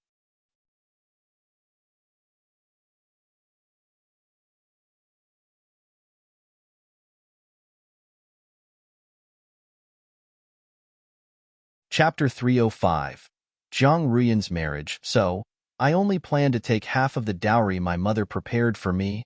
Upon hearing Jiang Ruyun's words, a hint of a smile appeared in Jiang Peihuan's eyes. Looking at her, Jiang Peihuan softly said, "I'm glad you think this way. Since you've made up your mind, just go ahead with it. As for your uncle and aunt, discuss it well with them. One believe they will agree." "Okay." Hearing Jiang Peihuan's words, Jiang Ruyun nodded. After exchanging a few words with Jiang Peihuan, she felt much more relaxed. Turning to Jiang Peihuan, Jiang Ruyun whispered, "Elder sister, King Cheng is waiting for you." I won't disturb you any longer. I'll go find my parents." Having said this, Jiang Ruyun prepared to leave. However, just as she reached the door, she heard Jiang Peihuan's voice. "Wait." Hearing Jiang Peihuan, Jiang Ruyun paused instinctively and turned around. She softly asked, "Elder sister, is there anything else you'd like to tell me?" "Just wait for me." Jiang Peihuan then walked directly into the study. Xiao Nani was sitting in the study, holding a book that Jiang Peihuan had been reading earlier. He had overheard the conversation between the sisters. When he saw Jiang Peihuan enter, he put down the book. Approaching him, Jiang Peihuan took a box from the table in front of Xiao Nani. Inside the box was a silver note, which old Madame Jiang had once given her. She had forgotten to take it with her at that time. Turning to Xiao Nani, Jiang Peihuan softly asked, "I plan to give this silver note to Ruya. Xiao Nani, do you agree?" Had it been earlier, she wouldn't have asked him. However, since they were now married, she wanted to consult him.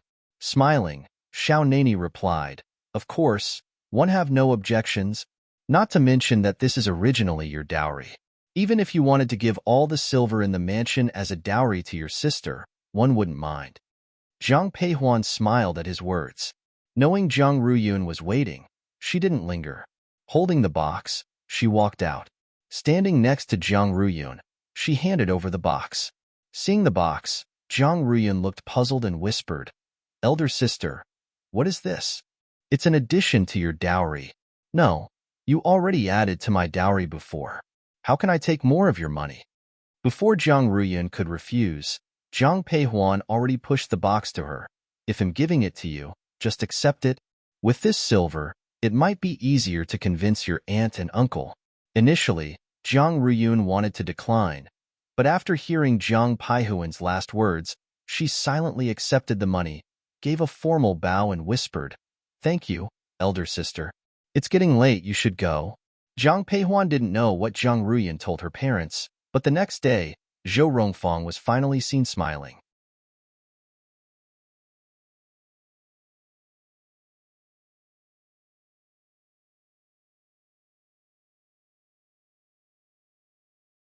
Upon hearing this, Chao Jun sincerely replied, "Rest assured, elder brother, one will definitely take good care of Ruyun." Then, the wedding procession began heading towards the Chao family. Everyone from the Jiang family smiled happily. However, their happiness was shattered an hour later. Eldest miss, second miss is in trouble. In the plum garden, just as Jiang Peihuan was about to lie down with Xiao Nani, she heard Lu Er's hurried voice. "You're tuning in to the Romance Rendezvous YouTube channel. We're so grateful for your support, and don't forget to subscribe to join us on this incredible journey through captivating stories. Your generosity through donations truly makes a world of difference, as it's the primary source of revenue that allows me to expand and enhance this channel for you. Thank you from the bottom of my heart for being a part of this adventure."